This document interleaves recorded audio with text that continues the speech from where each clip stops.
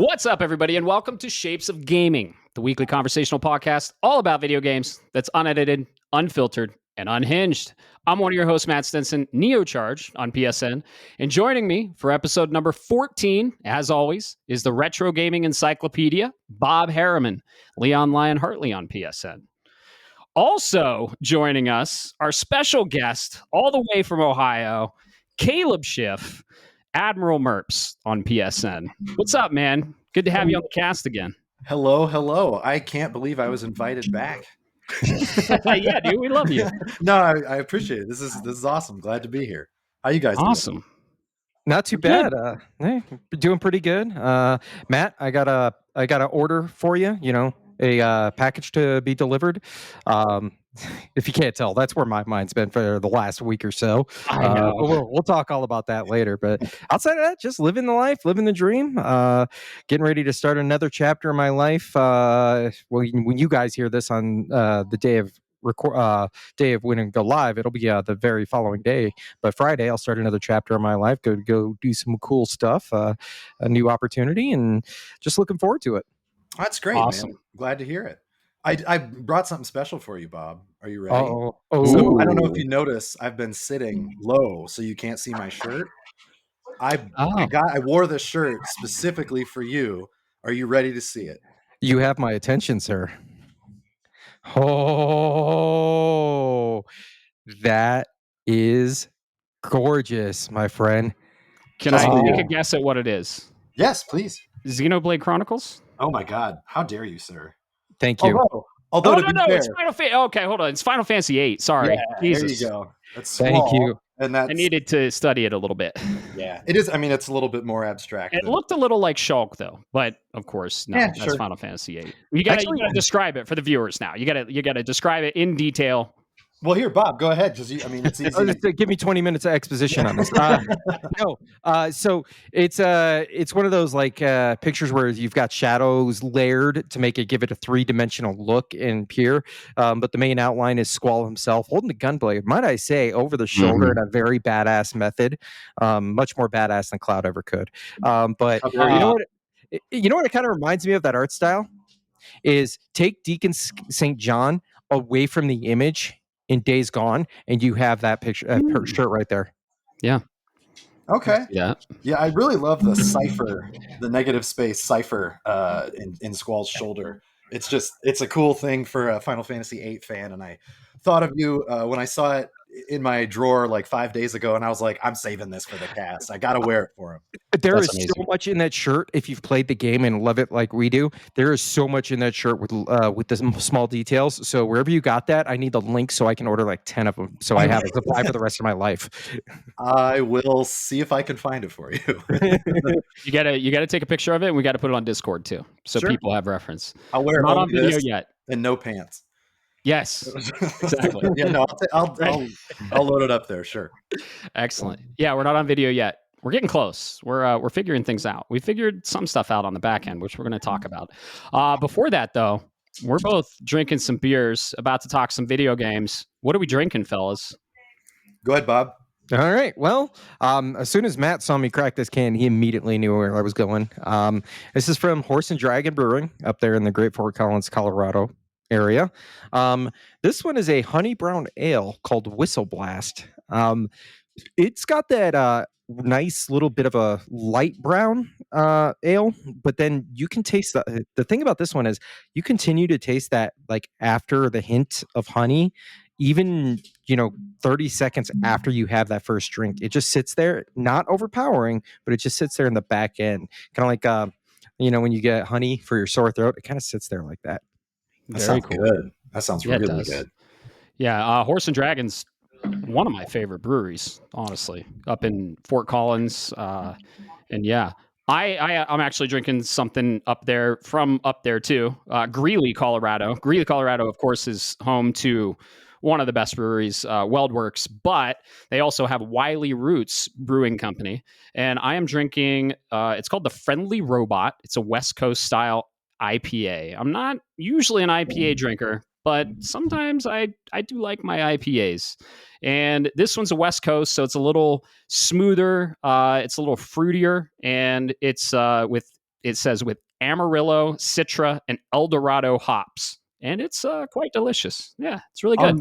If you were to compare it, the hoppiness is always my problem with IPAs if it's too hoppy. I really like Elvis Juice, which is technically an IPA. Okay. I was actually drinking that on the 8-bit episode when I was a guest. But Nice. for the one you're talking about now, is the hops sort of tame? Is it tamer? Yes. Or? So are you familiar with IBU? Yeah. Yeah. I'd say it's 25 to 30. So not too crazy, not too hoppy, but it is on the hoppier side of what I usually drink. Mm-hmm. If you don't like the hoppier ones, look for Juicies or West Coast. And those are like the juicy IPAs. Those are less IBU.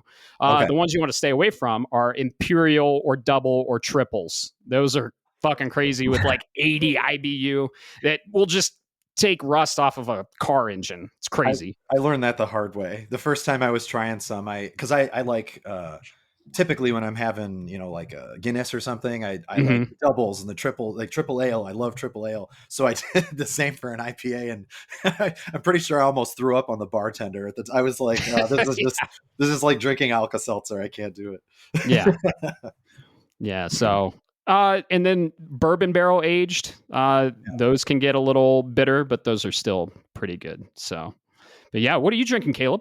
I did my research and my homework this time. No, I didn't really have to do that much homework because I do know this brewery. Are you guys familiar with Urban Artifact? No. I've heard the name. Okay, so Cincinnati based. We have friends that live down there. They quite literally live like 2 blocks away from the brewery. So we'll go and taste new stuff with them sometimes. Or when they come and visit us, they'll bring like, oh, there's this new blackberry sour that they did. And it's, But so what I'm drinking is an Urban Artifact Skipjack is what it's called. It's a prickly pear, which is real good. If you guys like prickly pear, if you don't like prickly pear, grow up. I love it. No, it's great. But it's a Midwest fruit tart.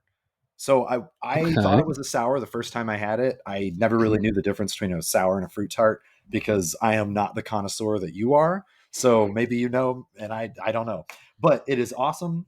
It is 10% alcohol, which I did not realize. Ooh, that's gonna get you. So if I start slurring in about 20 minutes, I apologize to you two. I don't apologize to your viewers though. You're listening. No, they know what they signed up for. Yeah, they're here for this. Unhinged, everyone. That's why we say it. Fucking prickly hinged. There you go. Exactly. It looks really good too. So I've had a prickly pear from another one up north, Funkworks. Another one of my favorites from up north. Fort Collins has some of the best breweries up there, but they have a prickly pear sour. I don't think it's a fruited tart, but yeah, I don't even know the percentage on mine. I think it's pretty high for an IPA though, probably up in the 8 or 9s. So we'll see how this goes. Anyway, welcome everyone to episode 14. Thanks for being here. And thanks you, Caleb, for being here. Yeah, we love you as a guest. Yeah. How's life been? Life treating you good? For me, it has been pretty decent. I a lot of strange interruptions, and I say this, I want to sound mean because it's not, I don't mean it that way, but like my mother-in-law visited a few times and it's fine. We have a great time. We have a great relationship, but like in the middle of when I wanted to play some Death Stranding 2, and I'm like, shit, like I gotta be an adult, which is fine. It's cool. But I was able to go to a few movies with my parents. Went to see F1, which I highly recommend. I think I actually think it should be nominated for something at the Academy Awards this year. I'm glad you got to see it. Bob, have you gotten a chance to see it? No, I can't say I have. Well, it's actually pretty good. I mean, it might not be for everybody because racing movie, but man, it's a really, really good one. Superman, and then also Fantastic Four. So I've gotten back to the theater more often recently, which makes me happy since I hadn't had as much time. And then, of course, watching some great TV shows, playing through Death Stranding as I can. Got a couple trips planned coming up. But yeah, I mean, I can't complain about too much except normal life stuff. That's the only thing I can really complain about. It's funny. It's funny, Caleb. You say these distractions for keeping you from Death Stranding 2. I'm on that same boat because I text Matt earlier this week. The Final Fantasy Magic the Gathering set Dude. Unfortunately, awoken a sleeping beast of the last 25 years, because I used to be really into Magic. For frame of reference for the listeners, I quit during the Apocalypse era, which released in like 2003. So it's been Wow. yeah, it's been a long time, and that Final Fantasy set got me just on hook. And the new set dropped this week, and I've been playing, and I've been deck building, and I've been strategizing. It's like between that, thinking about that, and delivering packages at the end of the night, I can't. It's a split decision right now. Yeah, first world problems, because I have a couple of my Final Fantasy commander decks to sleeve still. I was waiting to get some sleeves. They were sold out everywhere here, and they arrived like last weekend. And I remember being really mad because I was like, well, if I do this, I can't play Death Stranding and I can't expand the chiral network. Like, what kind of an asshole complains about that? Like, I had too much good stuff in front of me. And of course, my wife is just rolling her eyes like, what's wrong with you? And I was like, well, Norman Reedus and I have a date, so I'm going to go do that. Like, yeah, so I feel you, man. I didn't get into the Edge of Eternity set because Final Fantasy is basically it for me. I mean, I did download Magic the Gathering Arena, got a starter deck on there from the Magic or from the Final Fantasy packs, and have been trying to play, and I've been doing all right, just trying to relearn the game. That's very cool. That's really cool. Yeah, there's a lot of changes. I did dive into the Edge of Eternities myself, bought a box, and I'm hooked. There's no nice way to put it. I can't do it. I got out of Pokemon TCG recently. I can't get back in. I've been having so many distractions for Death Stranding 2. A lot of life changes. Just getting used to a new normal, honestly. Let's just put it that way. And yeah, I haven't really played a lot of Death Stranding 2, and there's no fucking way I'm getting back into Magic. I have watched F1. I have watched Fantastic Four First Steps. Bob, we got to start. We got to start doing some movies together. We gotta go watch some movies. And I don't know, Tuesdays it's really cheap. I live almost really close to a movie theater. Let's just say that. And Fantastic Four First Steps was a great movie, very comic accurate, and a great kickoff to Phase 6. I think. What did you think of it, Caleb? I do have to ask you first, just out of curiosity. Yeah. Who's your favorite character in the movie? Do you have one? Ooh, let's see. From the movie, not necessarily comic book, because they could be different. From the movie. Yeah, I really like Galactus. I think they did. I mean, it's... Bob, Galactus is voiced. Do you know who Galactus is voiced by? No, I do not. Look, you know what? Hold on. I'm going to take a guess. It's Ben Starr, isn't it? Good guess. Same video game. Same video game. It is from Final Fantasy 16. Yes, indeed. No. It is. Bring the thunder. Yes. Yeah, it's Damn it! Now I gotta go see this. I'll go see it again, dude. His voice is just the perfect mix of smooth and gravel at the same time. Yep. For anybody that's out there that's married to a book person like I am, that is the voice of the main character in a lot of women's books, if you know what I mean. Oh, now I want to read these books. He does audio listen to them on audio. Yeah. No. You got to go read them. But if you know how books when you imagine things, that's exactly it. Trust me. If you know, you know. If not, it's going right over your head, and that's okay because you don't need to know. Oh man, but dude, like for real though, he does a great job as Galactus. I'm a huge Marvel and DC lore comic fan, huge. So every time there's like a new, Big Bad is such a strange way to describe Galactus on the scale of cosmic power and shit. But anyway, when there's a new big bad, I'm always nervous. And then they cast good old Ralph. And I was like, oh fuck, it's gonna be great no matter what. Nailed it. And he really, they did a good job overall. I have like little niggling issues just from a movie goer's perspective. But that's so stupidly minor. Who's your favorite? Invisible Woman. Okay. By far. She's always been Johnny Storm too. She's always been my favorite of the Fantastic Four. Again, earlier in our spoiler cast in the 8-bit, I love strong women. Yeah. Invisible Woman, Sue Storm, when done properly, is a very, very strong woman. Let's just say the space scene. She did that while doing that. Yeah, go. So you guys should go see it. Speaking of space scenes, they're on the level of Interstellar. Honestly, like they were incredible.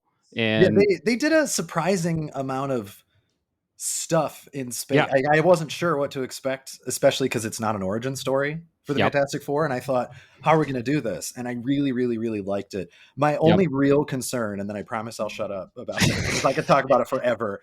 Right. It was Pedro Pascal's Reed Richards. I was really nervous about him. I love him. I love him as an actor. I think he's great. As Reed Richards, I was not sold before the movie. While watching the movie, I actually thought that he towed that line of being pretty good Reed. You know, Reed's always, I mean, he's hyper intelligent, and they even have a scene in the movie where they discuss it very briefly. They conveyed his intelligence very well. Yeah, but they talk about how he is capable of thinking of some horrible shit. Yeah. And that's because he has to defend it. And that scene alone was the one where I was like, thank you for at least addressing that. Because otherwise, I feel like they're playing it a little too safe with Reed Richards. Yeah. But I came out of the movie being very happy overall. And I'm here for Pedro again. Like, I want to see what else he can do. Oh, yeah. Because if they go where they should go with Reed, he's going to have some range that he has to show. And that super exciting. But you're right. I like Johnny Storm quite a bit too, and I liked the actor Joseph Quinn, I believe is his name. Oh, he was Eddie. He was Eddie in Stranger Things. I did not connect that until I looked. I was just looking stuff up, and I was like, "Oh shit, yeah!" My favorite character from season 4. Within 2 seconds of him walking on screen, I didn't know who he was. To me, he was a nobody, and I'm not saying that to be mean, but I remember going upstairs and telling my wife, "This dude who plays this guy named Eddie is my favorite part of the show," and he remained my favorite part of the show. So when he was cast as Johnny Storm, I was like, "Oh, bring that shit on!" And he did a really good job. So I was happy. So Bob, yes, you need to see it. I will shut up about it now. I haven't been able to really talk to anybody else about it. So tell you what, I'll watch it with you, Matt. But you got to sit down and watch the Mortal Kombat 2 movie with me, because that is on my list for this year. Yeah, we'll go see that in theaters too.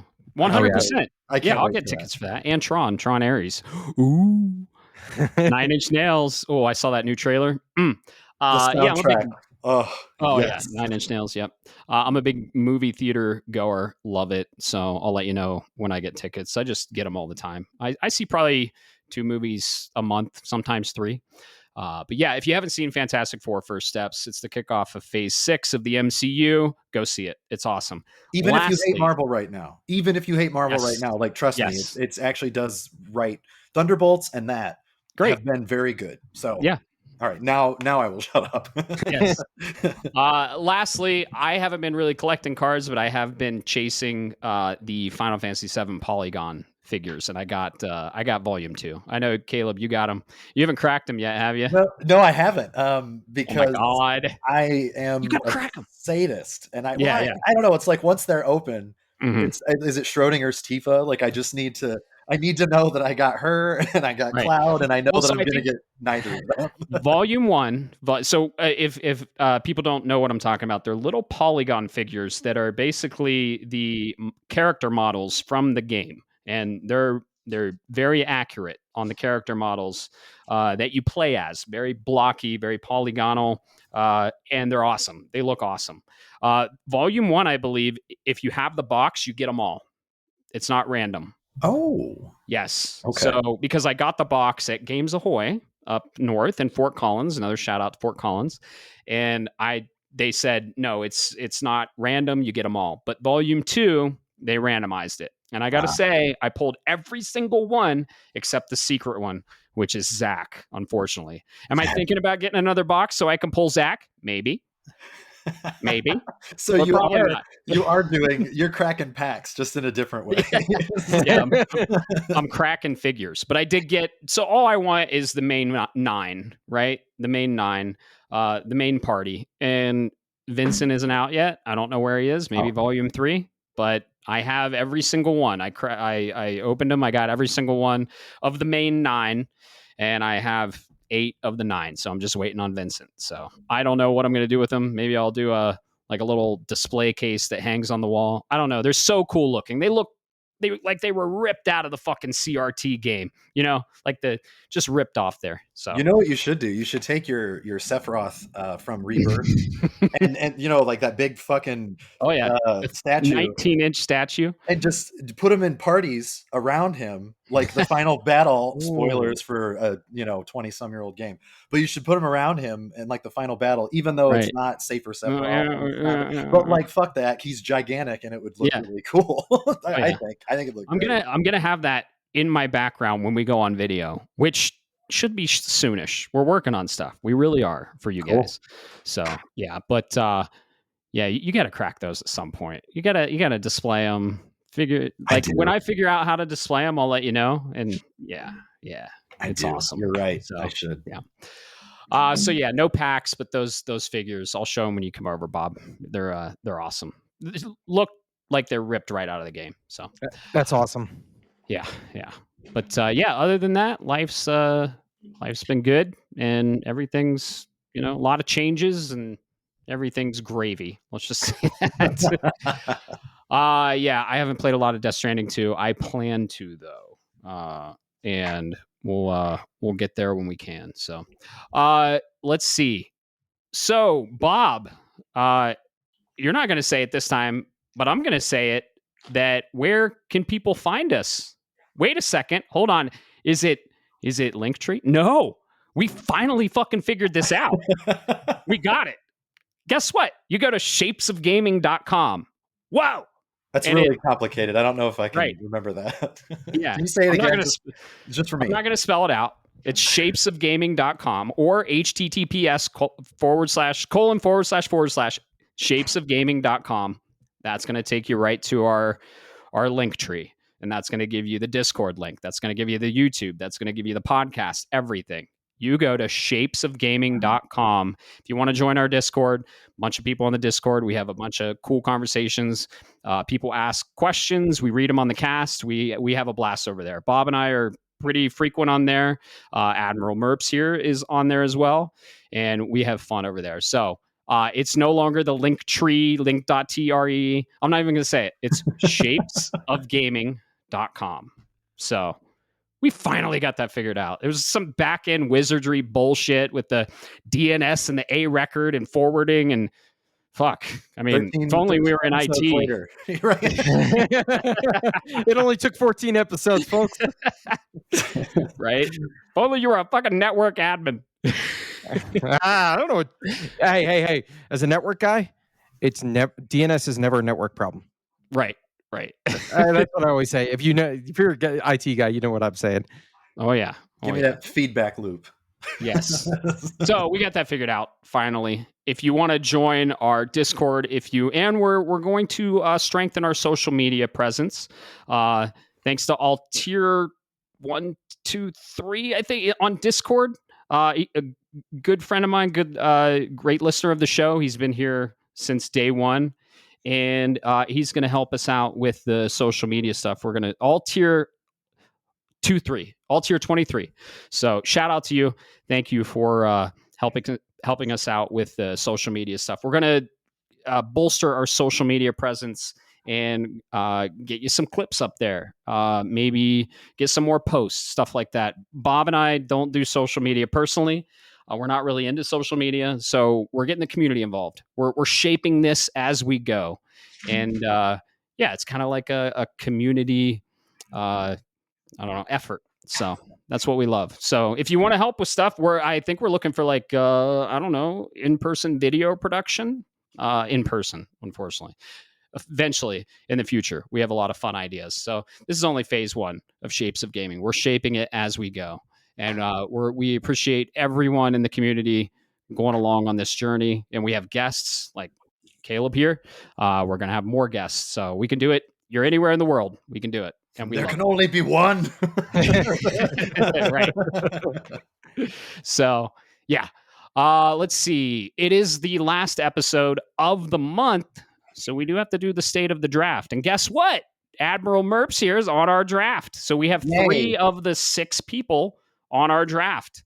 Bob, do you want to talk about it a little bit, or you want me to just keep going with the draft stuff? I can keep going. It's up to I you. don't want to talk about it, man. I don't want to talk I've been about it talking at a all. lot. I'll talk more. No, Right, seriously. Yeah. No, I know. As of joking, a couple of games came through for myself and you. Yeah. I'm not saying I bet on the wrong horse, but I definitely think there's somebody in a substantial lead because both Shadow Labyrinth and Wu Chang Fallen Feathers came out. Shadow Labyrinth got me a single point. And I was so bummed for you, man. I really was, because like I mean I wanted to play the game anyway, and now I don't, which sucks. Like I don't. It just doesn't. So I looked. I haven't played it yet, so keep in mind I will put that as a full disclosure. I will probably get to it. I'm going to try to fit it in somewhere because it doesn't look like that long. But did you read any of the reviews that came out on this, Caleb? Like some of the in-depth reviews? I've only read like 2 or 3 smaller ones that basically said it just there wasn't enough to keep it interesting for the course of the game, and I feel like that's spoiler free. You know, they didn't go into much, but I didn't. I was just so disappointed when I saw that number for you. I was just like, man, I mean, because I am going to play it, just not right now. When the fuck am I going to have time to do that with Death Stranding and everything else in my life? Ninja Gaiden Ragebound. We'll get to that. But like, you know, I'm really excited for that. I haven't even touched Donkey Kong Bonanza, which I was going to, and then I just haven't. So as far as Labyrinth is concerned, I was just like, you're going to be on the back burner. You'll probably be a really fun 7 out of 10 for me. But, you know, if you were like an 83 or above, it would be a let's do this now kind of thing. You got to be a little picky now, right? Because of like the time. And what I read, I read a couple. People were saying it's too hard. Oh, really? Yes. Yeah. That's what got me. I'm like, it's a Metroidvania. It's a platformer, like a 2D platformer, Metroidvania, whatever way you want to put it. And I heard, well, there are parts of it that are too hard in the late game. I'm like, well, then why no offense, and I don't mean this in any disrespect, but then why the fuck are you playing the game? Like that's a Madden guy going to review Elden Ring, going, man, this game sucks. It's too hard. Well, no shit, you don't understand. So I'm just putting it out there. I don't mean to, I'm not naming anybody in particular, but to write that made me. I lost a little bit of faith in the review community and the critic community there. So can I ask, were they saying that it was too hard for them, or mechanically like the game wasn't working? Because there are times in a game that's supposed to be that tight where you, the player, if you make a mistake, that's a good point. You know, it's like, fuck, I suck at this, and like it's really hard. But you're not necessarily. I mean, you're mad because everybody gets a little mad when they fail. But like, you know, you're not like mad at the game. But you know, if it's like, no, I fucking did that, and this jump isn't working. You know, it's like the pixels are too far or whatever in this case. It was a little hit or miss. It was a little bit of both. Okay. Yeah. That's a bummer. We got some low scoring games, unfortunately. I'll just go down the list. Mecha Break. That was the Underdog Gaming solo. That was another 71. He got 1 point. Poor guy. He is going to get last, unfortunately, because he's all out of bid money, fake money, by the way, everyone. And he's going to get dead last, unfortunately. I think every single one of his games, except Borderlands 4, that's going to hit. Yeah. Fortunately for you, Bob. And Mafia, the old country. So he's probably going to land around 80, 85. Tony Hawk Pro Skater 3 and 4 released. I got a solid 13 points from that. I'm happy with that. Not bad. Donkey Kong Bonanza came out of fucking nowhere, and even with the performance issues, it got a 91. It is in Game of the Year territory. It's probably going to get nominated, and I got 23 points from that. Jesus. And then, Shadow Labyrinth, we just talked about that. Wu Chang Fallen Feathers, unfortunately. Fortunately, 75 is pretty solid, and it's like considered a good game. I think it landed at 76. So you got 6 points from that. Single digits are a little hard to swallow, unfortunately. That was, that was you, Leon Lionheart. And let's see. Ninja Gaiden Ragebound. That one hit. We knew it was And going to be good. Come on. yeah, It looked I knew great at the trailer. that was dude. That wasn't even a pickup. That was one of my drafts games when we did the draft. It was my 5th pick. I know, because you picked it right before I got to, and it was my next game, and I was like, "You motherfucker!" Same here. So don't worry, we were all on that same page. I would have lost it twice then, because it was him, and then you were in the middle of the pack. So yeah. No, that was a good get, though. It was a really good get. Yeah. 87. So I'm picking up 17 points from that. I think that's going to crack 3 figures for me. Nice. And I still have Sword of the Sea 1, 2, 3, 4, 5, 6 games coming out. We'll see if one of them comes out. We haven't heard anything from it, which is concerning. Yeah, dude, it's almost August. Like, what the fuck? I know. It's got to hit holiday, right? If it hits holiday, we're like 4 months out from holiday. I mean, what were we saying months ago? Like November? We were thinking maybe November 7th through the 15th, something like that. There's no way it's not going to hit before holiday. There's no way they're going to release a Metroid Prime in December. Well, right? Although in the past, Nintendo has done that like errant December 3rd through the 8th. Yeah, that's true. This is before the Game Awards. This is before all that shit. Like, I'm pretty sure when the GameCube came out, I think the Smash Brothers on GameCube, I think did get delayed after launch of the GameCube, but I think it came out like early to mid December. Right. So it's not unprecedented, but we do live in 2025 now. So I don't know. I'm not gonna lie to you, man. I feel like it's toast. That's just me because it's almost August, but I don't know. Me too. We'll see. We have a partner direct tomorrow. They're not gonna say anything about it, but the next direct they might. I have kind of lost hope, but we'll see. I'm still hopeful, of course. Let's see. People are sitting at the like the standings for the draft. We got Admiral Merps at 93 points. Fallen Awake, Mystic Rank, 87 points. Neo Charge Me, 86 points. Leon Lionheart, you Bob, 67 points. And Solo, with only 2 left, 64 points. So projections, Solo's 5th. Lionheart's 4th. Only 2 more points and I got my goal. Oh, yeah. You're going to get it. You're going to get it. But podium is right now sitting me, Fallen Wake, and you, Caleb, Admiral Merps. So you got. We'll see how it goes. It's anybody's game still. It really is anybody's game. First time I ever drafted. I've never done this before. My goal was to not get anything below an 80. That was it, and games that I would be interested in. And South of Midnight fucked me, which is kind of bullshit. You know what else fucked you? Atelier Yumiya, the Alchemist of Memories and the Envisioned Land fucked you too. Well, I thought that was going to get an 80, so a 79 is really not that great. I mean, that was like, this is like the lowest one that I can pull right now for the draft because somebody stole Ninja Gaiden Ragebound and some other games. But no, I really think the thing that rubs me the wrong way the most about South of Midnight isn't that it scored a 77. It's that I started to change my mind on it about 2 weeks before, and I was like, you know what? I just don't think it's going to be scored well. It might be good, but I don't think it's going to be scored well. I tried to drop it, and no reviews had come out yet, no official reviews. So I was like, cool. And then, like, I think the Friday before, a couple early reviews came out, and so it locked me from dropping it. I was like, cock gobblers. And I didn't know that. I mean, I just didn't. I knew that you had to drop it before reviews came out. But I didn't realize they were going to come out with early reviews and you gotta pay attention to the review embargo. Well, I tried to find one, and I mean, shame on me. I couldn't find one, and I didn't care that much because I was getting ready for my trip to France. So I was like, gotcha. But that's the only real major bummer for me. But everything else, I'm standing by all my calls. I'm good with that. You're doing solid. Yeah, you're doing solid, and so are you, Leon Lionheartley. It's I know I'm calling you by your fucking name, Bob. You got a lot of good ones coming out. But speaking of what's coming out, August, we got a lot of shit coming out. Let's see. Mafia the Old Country for Underdog Gaming Solo. That's going to hit. I think that's going to get a solid 80 plus easily. I'd say 85. Mafia. 86. Yeah. Mid 80s. Sword of the Sea.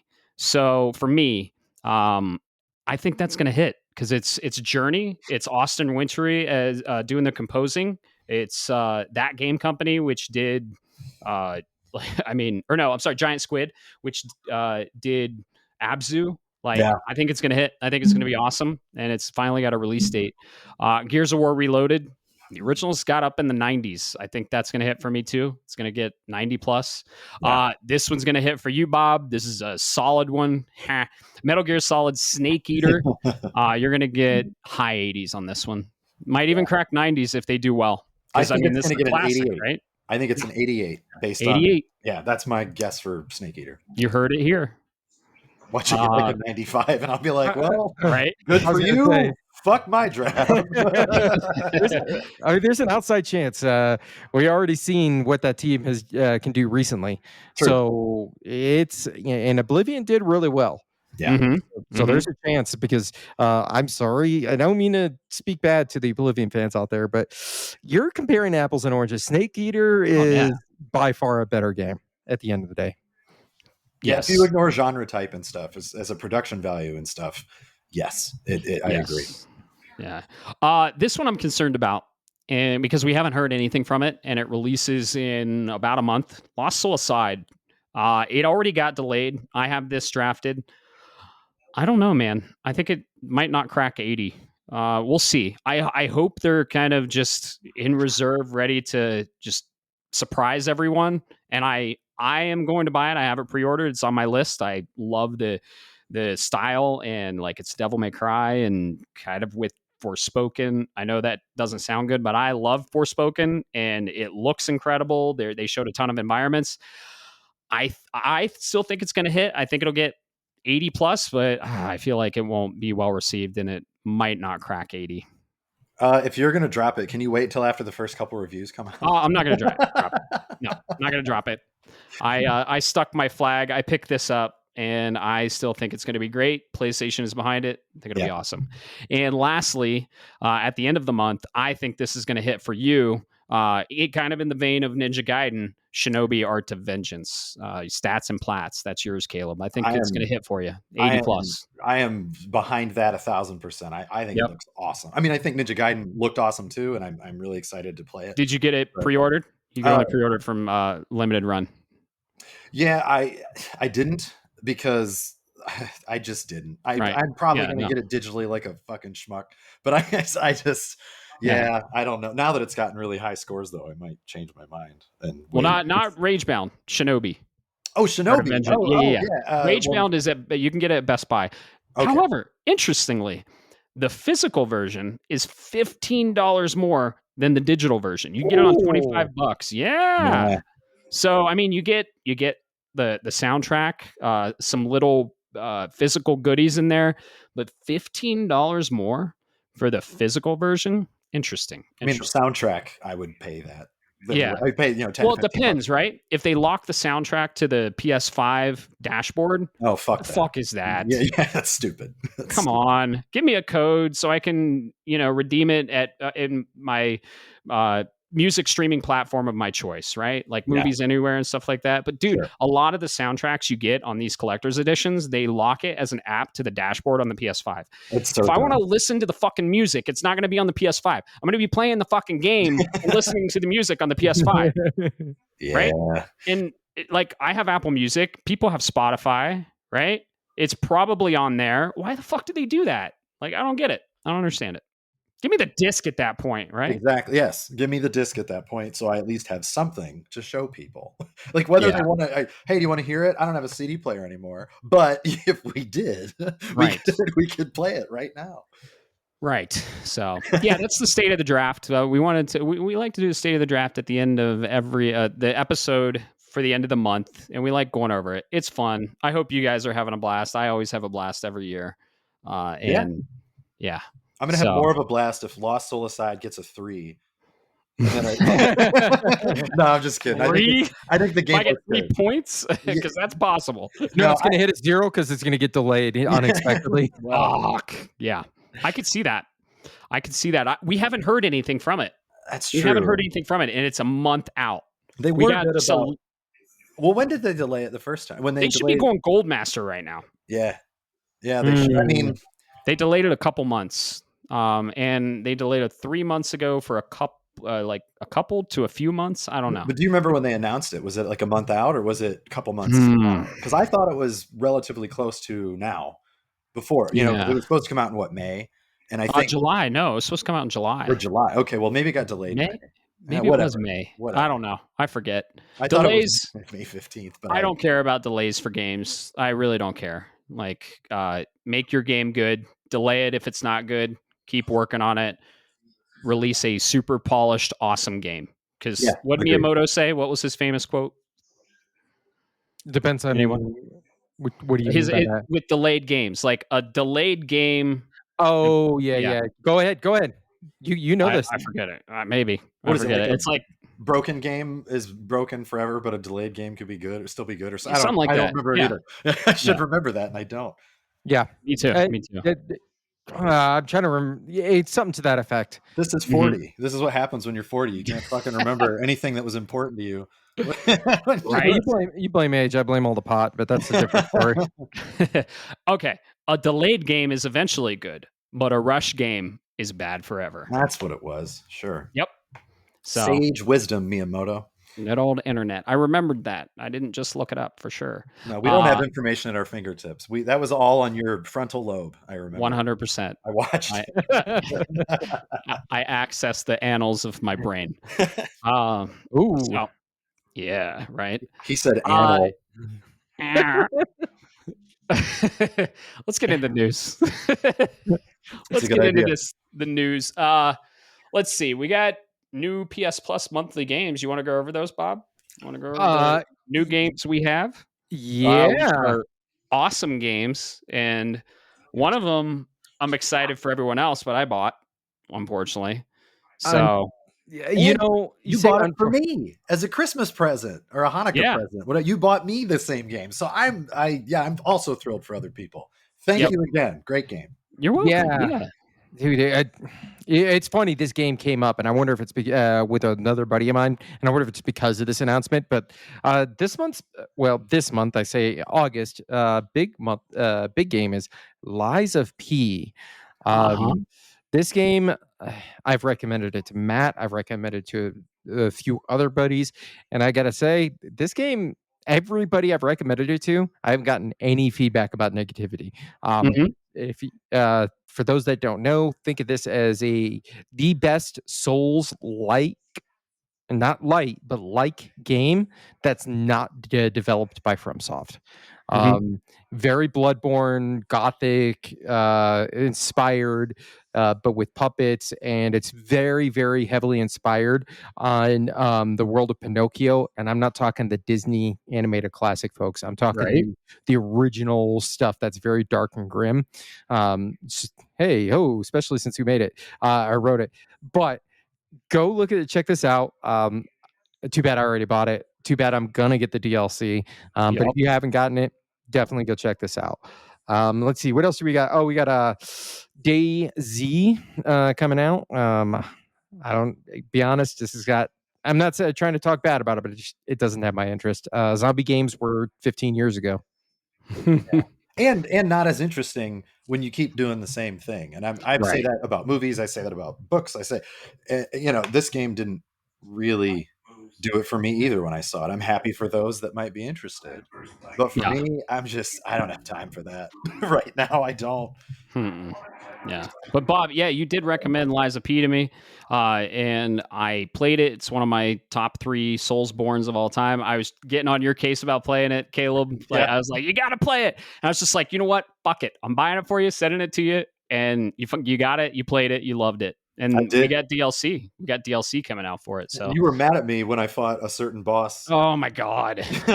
You were. How long did that take you? And I actually 2 hours. I didn't know which boss you were talking about because the name didn't mean anything to me because I beat it the first try. Bob hasn't even fought it because it's a secret boss. Oh, okay. Well, oops. Yeah. And then I will say though, when I had to go back and you have to beat the game 2 more times, right? Unless you save scum and all that. When I went back to do it again because I just didn't do it the right way, the third time was a lot more difficult. Oh yeah, that motherfucker can eat my ass. But oh my god, regardless, one of the hardest bosses I've ever fought in a video game. It was very well done. That's the thing. When I would lose when I went back, the only pride that was embarrassing was because the first time was kind of a joke. I mean, I really just ate right through it. And then, you're, oh man, you're going to get your ass kicked. And I did a handful of times. I mean, I think I died, 5 times, which is still pretty damn good against that boss. That's but real good, dude. shit, like that boss was awesome. Yeah. I'm excited for you to get to it, Bob. You'll have to report back. Oh yeah. I think I know which boss we'll tell you. We'll chat offline because I think I know which boss you're talking about. But yeah, we'll definitely take.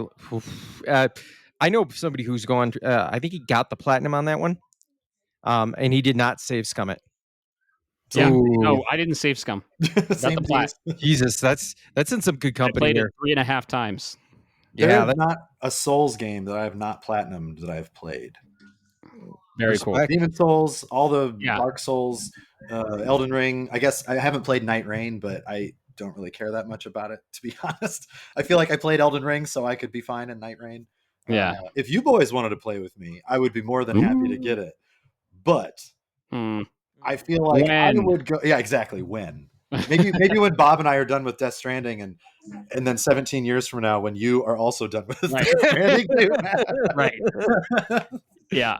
My chiral network expansion is not going well, but soon will be for sure. I have 0 likes from you, you son of a bitch. That's what I'm saying. Yeah. I'm helping him out. He's not building any roads, not contributing to any roads, not contributing to shit. I will soon, very soon. It's gonna happen. But yeah, if you haven't played Lies of P and you love Bloodborne or any Soulsborne, really, dude, it's so good. It's so good. Go. You don't even have to buy it now. You get it for free. Well, it's included in your subscription, right? So, and then another one, My Hero One's Justice, which I assume is My Hero Academia. It looks like the same font. I don't know. Yeah, yep, you're right on this one. It's a fighting action game. I don't want to say anime slop because it sounds kind of condescending, and it has a negative connotation, but it's anime slop. It's licensed anime slop. If you like My Hero Academia, you might be interested. I just don't know anybody that's personally played it. I don't know anybody that knows anything about it, but definitely, if you've played it, I'm curious to hear about it because I played the Budokai games back in the day, and those were fucking awesome. Oh yeah. Yeah, drop thoughts in the Discord because I also want to know. I wanted to watch My Hero Academia on Netflix, and then I just didn't. I never got around to it because of everything else. Do we have an anime channel? If we don't, we need to create one, and we're going to. So there will be an anime channel in the Discord. That's in Pandora's box, my friend. Channel, yeah, whatever. Like it already isn't with some of the channels. It's quite the community there. Keep the conversation going. Whatever you want to say, we don't care. Just don't be an asshole. I've opened some of those things in public, and I've just gone yikes and closed it real fast. Not talking shit about anybody. Be yourselves. That's great. Yeah. But I laugh, and then my wife looks at me like, "What's going on?" And I say, "You don't care. You just don't care about this. Trust me." But we love it. The Discord community is continuing to grow, and hopefully people will be able to go to the link now because it's just Shapes of Gaming. Let's see. The ROG Xbox Ally got pricing, and it's interesting and steep. So the ROG Xbox Ally, the standard model, is going to be $599, between $599 and $690 USD. That's a lot. So here's a question for either of you, because I am not a PC gamer anymore. I still know enough about PC gaming, not as much as I would like to for as much as I love the game world. But knowing what I know about the Switch and Switch 2, its hardware, and all the other portable things, an iPad you can even use as a Switch, or even an iPad as an Xbox now if you want it to be. Do you know what the operating system is on this handheld? Because that makes a huge difference in price. It really does. So from my understanding, and I would have to go dig into it, but from my understanding, this is so Microsoft, not Xbox, but Microsoft has 2 mainline operating systems that they kind of support. One of them being the Windows Desktop Experience, which is your Windows 11 and everything else, right? Yeah. Yes. If you remember from back in the day of Windows 10, and people are like, "Shut up, nerd," they had that desktop or the tablet mode that you could switch into that would get rid of like the start menu and start bar. Yes. That's been kind of put to the side from my understanding with Windows 11, but it's called Windows NT, which is kind of like a stripped down version of Windows. I'm willing to bet this is basically, and I would have to go look at some tech videos on this, but I'm willing to bet that's what it is. It's Windows NT because they can customize the shell on the NT very effectively to meet customers' needs. Believe it or not, you'll see that a lot with like your checkout systems at like Walmarts or Targets and things like that. A lot of times they're running basically a Windows NT under the hood with a custom shell. So I'm willing to bet that's what it is. How that integrates, which makes sense because it integrates with like Steam and stuff very easily if those rumors are true. Well, that's kind of my issue with it because I have a Steam Deck. And for not being a PC gamer, my mother actually she worked on a couple big movies that year that it came out, and I didn't have any other requests, and I just threw a Hail Mary and said, "Well, how about a Steam Deck, Mom?" And she was like, "Fuck it, sure, why not?" And that was very cool. And I don't play it as much as my other things, and that's not because it's bad. It's an awesome kit. Trust me, the hardware is great. I actually run mostly emulated stuff from games that I own all the way back to the Atari. But I was playing Dissidia on it, Dissidia Final Fantasy from the PSP with a bigger screen and a big old meaty. It ran really well. It was great. So that was fun. The thing is, I can't justify this ROG price when you compare it to a Steam Deck. And when you compare it to other things that can do a lot more. And I don't know if that just makes me a jerk or if I'm just underinformed, which is why I figured if you guys knew what operating system it ran on, if it was a Windows 11 or a Windows based anything, that's great. If it's just an Xbox and Steam portal, I mean, that thing is twice the price it should be. Unless the battery is 5,000 pounds long, then fine. Right. But it's not. I know the battery is not. So I was just genuinely curious if you guys knew more about it at that price. And keep in mind that these are just the UK prices that were announced. So for the Ally regular €599, and the Ally X, well, this is where it jumps up, €899. Jesus Christ. So yeah, so it's probably going to be pretty similar in price in USD, but it's just really, really expensive. Well, if it's 600, it's pricey. if it's €600, then it's probably going to be about $500. Windows 11. No. Did you say powered by Windows 11? Oh, powered by Windows 11. So the question is, did you say that's in pounds or euros? There's a big difference. Oh, sorry. The E with the cross through it. The euro. Okay. The euro. So maybe the euro's kicking her ass. Oh, no, the euro's kicking her ass, gentlemen. I'm looking at it right now. As of today, €1 is, according to the calculators I'm getting, it's about $1.14 US to a euro. You're looking at almost $700 for that base one. Oh, damn. Wow. Ouch. Yeah. So I don't care. But you're right. That doesn't affect us. Right. It doesn't affect us, right? We just got Switch 2s. But damn, things are increasing, and I don't know if this is the best move from Xbox. But we'll see. I really hope for them. I do. I want them to succeed. Competition is good. I want them to succeed somewhere. And they're not succeeding anywhere except Indiana Jones and the Great Circle. That's like the only thing I can and Gears of War when it comes out. I have no doubt that that's going to be a lot of fun. But man, they really need a win somewhere. I can't. Right? They're yeah. But yeah, anyway. We'll see how that shakes out for them. This next news item is very interesting. I'm glad it's happening. It's a shakeup in the industry, but so Tencent has a game they showed called Light of Motirum. Motirum. I don't know how to fucking say it. It's straight up a copy, a ripoff of Horizon. If you're curious, go watch the trailer. It came out a long time ago, and it's straight up a ripoff of Horizon. So Sony said, "Fuck you," and that looks like Horizon, and they said they're suing them. They're suing Tencent.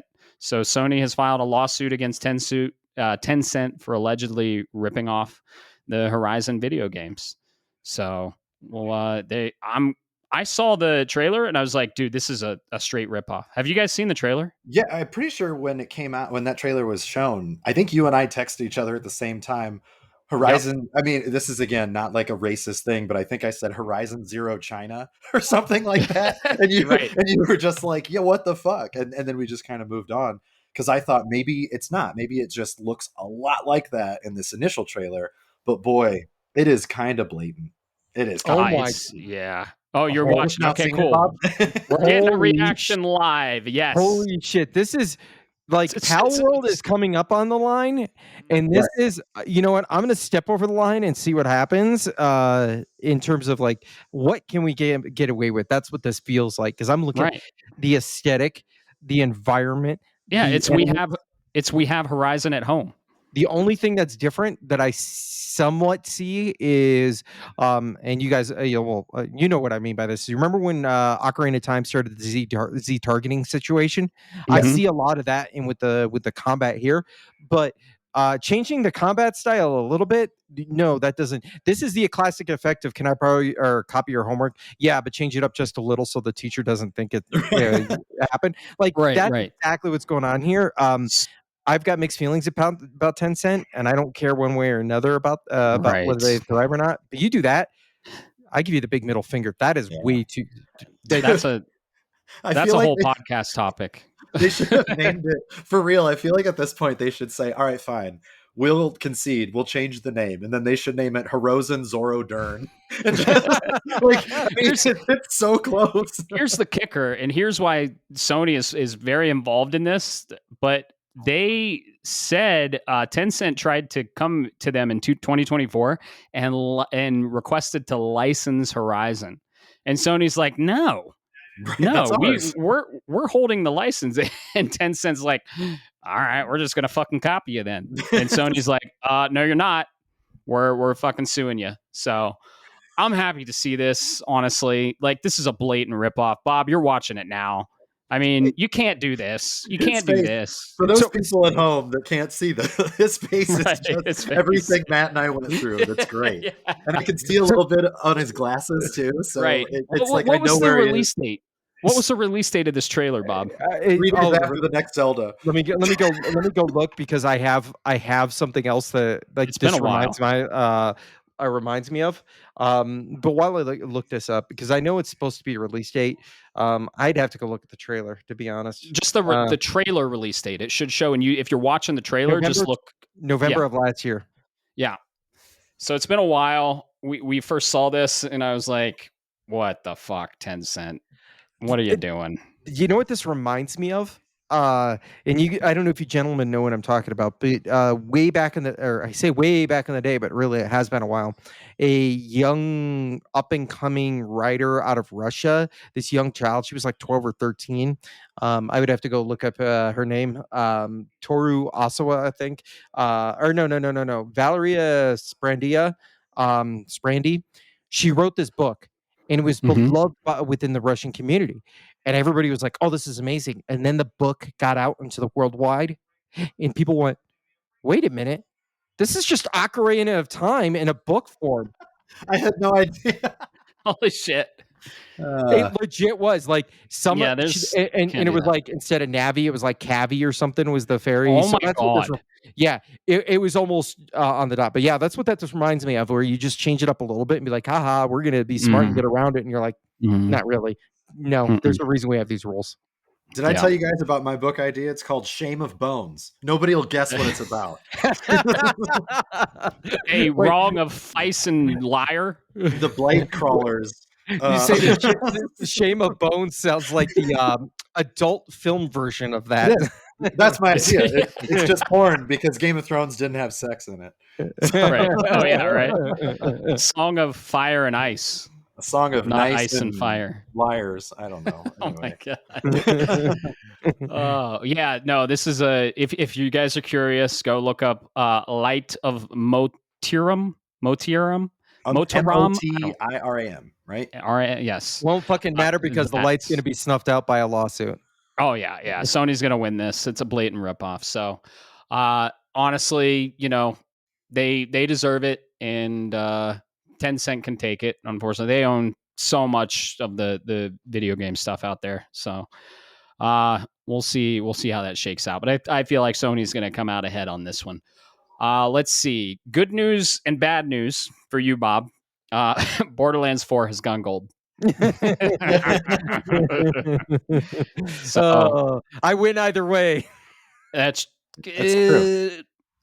no, I mean you lose. No, he You wins. lose. He gets to play it. He gets to play Yeah, it. no, He of course, gets to right. play But it. it's kind of a win-lose, right? Oh man, that counter pick. They're saying it's like the best Borderlands yet. A lot of previews, like Game Informer. By the way, Bob, did you get your Game Informer yet? No, I have to check for today, but I still haven't. Me either. And guess what? Okay. I went to a subreddit last week because I Did you wanted to fill out the know. form? Well, I got an email today. I was gonna wait till the end of this week because the guy on Reddit was like, the Game Informer guy was like, wait till the end of next week, and if you still have a problem, you haven't gotten it, let us know. Email me here. Yeah. So this morning I get up and I got an email from Game Informer without me prompting them at all, and they said, "Yo, dog, tell us the information, fill out the survey. We know that some people haven't gotten their thing." So I will say, as annoying as it is, I am very glad to see that they are being proactive enough about it. That's awesome. Oh, yeah. That's why I supported them in the first place. But yeah, it fucking sucks. I want my Borderlands issue so that I can read about it, Like, right. I could get it. I mean, I have the digital thing too, but the first one, I want to read the first one in print. Yes, you do. I don't know if that's highly recommend it. I heard what you said a couple weeks ago. I know I'm a little behind on the podcast. I'm so sorry, gentlemen. Again, deliver packages, the hell, man? Go to the movies. I'm in the middle of your top 10 episode right now. I have heard you're both of your bottom 5, if you will. But I heard you say very recently about reading at night before you go to bed. You don't want to look at a screen. You want to kind of unwind and read the print. And I feel exactly. I think I get it. I'm kind of like that when I wake up. A lot of people wake up and the first thing they do is look at their phones. And I will if I'm doing a Duolingo, but I don't like to. I resorted the other day to looking at my mail from the day before. I was like, I got to go through something that's got text on it. So I want the Game Informer, and I have faith that they will get it to me. It just sucks because it's almost August, man. What the hell? Oh, man. Yeah. You know what I try and look at when I wake up? The mountain. Is that a sex term? No, the mountain. No, the actual mountain from my deck. From Game of Thrones? The Rockies. No. No. Oh yeah, I look him up. No, I try. No, so it's really good. It's really good. As soon as you get up, try and go outside, get that sun on you, and get that sunlight. Your eyes actually, your body won't wake up until your eyes like understand that you're in the sunlight. It's kind of like part of your circadian rhythm. So the moment you get up, try and get outside and look directly in the sun. I'm kidding. Don't do that. But look like outside. Look at the natural light, right? I open the blinds and I check for bunny rabbits in the yard and stuff. That's what I do. Right. So feeling the sun on your skin actually helps you wake up too. Our bodies are so fucking complicated. It's crazy. But if you feel the sun on your skin, if you see natural light, like the sunlight hitting things, it helps wake you up. Coffee helps too, and I drink a lot of that too. I was going to say thank you. But usually when I brew my coffee, I slow brew my coffee. I have like this, I used to do pour over. That is just a process, and you have to sit with it for like 20 minutes. I got an automatic pour over coffee maker. I wouldn't call myself a coffee snob, but I'm a connoisseur of coffee. I like light roasts. I like doing the pour over. I don't like doing the pour over, but I have an automatic pour over coffee maker. And I drink my coffee every morning, and I try and get outside in the sun. It really helps. And then, man, when you're going to sleep, like I was saying, and like you get rid of the screens like an hour before bed. And really just try and eliminate that blue light, because dude, people are having sleep problems, and it's probably, don't be on your phone like 30 minutes before bed or 30 minutes after you wake up. This has been the Health Podcast by Matt Stinson. Results may vary. Yeah, Very true. Very true. But we have a circadian rhythm, and our bodies like are attuned to a lot of stuff. And technology is good. We use it for the podcast. I use it every day when I work. But it does fuck with our circadian rhythm. And you want to not have a screen as soon as you wake up, or not have a screen right before bed. That's why I love print media, and that's why I'm so happy that Game Informer finally released physical issues, and I really hope you guys get yours. Which brings us full circle to Bob. Why don't we have our fucking magazine yet? What the fuck? There's a I want my magazine too, man. What the fuck? I check every day. I know, me too. I feel like a kid, waiting for like a package, like a game. I go to the mail and I'm just like, you're a 40-year-old man who's checking for his video game magazine. But I actually, quick non sequitur. I'm so sorry, because I talked about it briefly about the top 10 episode. I'm only halfway through, so I have a feeling I know at least 3 of Matt's top 5. Of course. Bob, I think I know at least 2 of yours, but I'm excited to see the rest. But I have to say, when you guys were getting started, Bob, you kicked it off, and you started to describe a game from, I believe, 1996. And immediately, this isn't a spoiler because it was a couple episodes ago for people listening now. I'm not kidding you. I mean, you guys should know, I was listening to you in the shower, so I was naked when this started. Yeah. You were said you touching 1996, probably. When am I not touching myself? That's why I can't be on camera. When you guys get camera, I can't be on it because it's going to be rated X. No, so I'm standing there and I hear you say 1996, and I'm not kidding you. I feel like you and I might just be on the same wavelength. I am not. I wish somebody were home to prove that I did this. I yelled out, "Please be Command and fucking Conquer Red Alert." Yes! I'm not kidding you. As soon as and then you said Westwood, and I was like, motherfucker. And then you want to know what made my penis go into my body instead of out? When Matt said, I've never heard of this game. I was like, what the fuck? I was so disappointed in you. As my friend, I need you to know. I'm sorry. I was so upset. I know you weren't a PC gamer. I understand that, but you hadn't even heard of Command and Conquer. Like, Red Alert was my favorite of the Command and Conquer series. It was. I loved Red Alert. I've heard of Command and Conquer. I think it was the other one. Red Alert. For me, it was Red. For me, it was specifically Red Alert. Yeah. But you're right. I think, you know what I think needs to happen, Caleb. Until we get Matt to play Red Alert, I need to send him the Tim Curry clip from Red Alert 3. Yes. Where he's just like, I'm going to go to the one place you can't follow me. Space. Dude, it really is like the campiest shit. And it's great because, again, it was in the mid 1990s. And I played that. I played StarCraft. I played Warcraft 2 and 1. But man, Command and Conquer Red Alert, there was something special about that game. So I'm so sorry to completely derail for a few minutes. But Bob, no, please, I had to give you some respect for that choice, because I was trying to think the same thing when you guys were talking about your top 10, that it's really hard to come up with like 4 through 10. 1 through 3 are relatively easier. They might fluctuate a little bit, 2 and 3, but 4 through 10, man. But man, when you started to describe Command and Conquer and you didn't even drop the Westwood, I just like shouted it out as a naked man in a shower alone.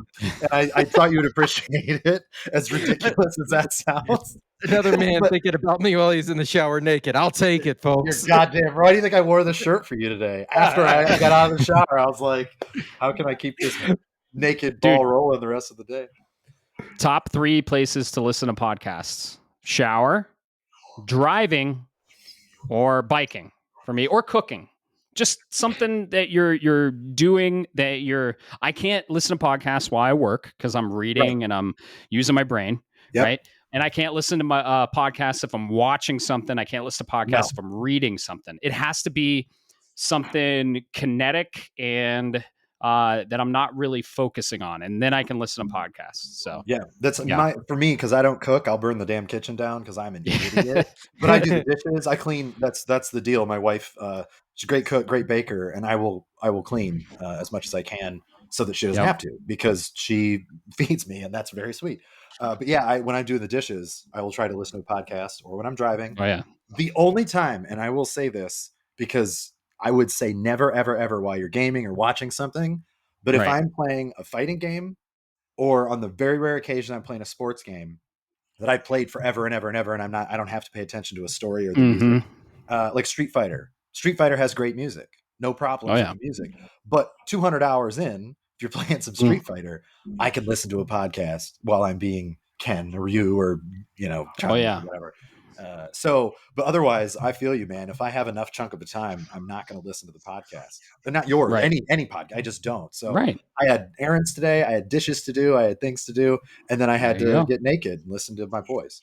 Yeah. I very rarely ever listen to podcasts while gaming. The one time I did it when I was chasing the platinum for Assassin's Creed Valhalla. Oh my God. If you guys know Assassin's Creed Valhalla, that map is huge. There's so much shit to do. It's pretty repetitive, and I listen to it. But dude, go ahead. That's fair. I was gonna say I did that same thing when I was chasing the platinum for Civ 6. Yep. Oh sure. 700 hours. So you got to listen to something else. Just like I love Sean Bean, but I can only hear him say the line so many times. Yeah, but dude, thank you so much for listening. We greatly appreciate it, and we understand it's a time investment, and the fact that you're listening and all of you are listening, we appreciate it very much. So, what put me behind was some asshole wouldn't shut the fuck up during the Claire Obscure spoiler cast. I wonder who that was. Right? So almost 5 hours long. This clown right here. Jesus. We had a blast. We loved having you on. That was a very fun podcast. Yeah. Going into what was it, like 3 a.m. your time?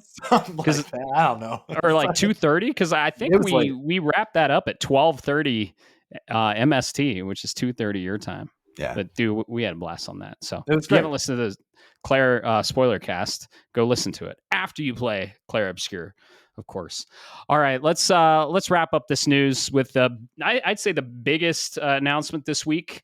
Nintendo has announced a partner showcase today, July 31st, and they have said we are going to do roughly 25 minutes of information on upcoming Nintendo Switch 2 and Nintendo Switch games from our publishing partners.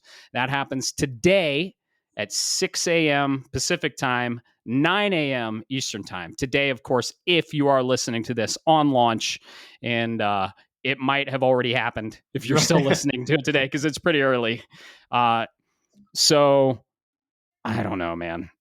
You think they're just going to show Pokemon, the new Pokemon game? No, that's first party. Is it? I mean, Game Freak is not. Yeah. Oh, yeah. I Pokemon's guess, first party. Fine. Okay. Yeah. Or I don't know, kind of second party. This is like second, but sure. Yeah.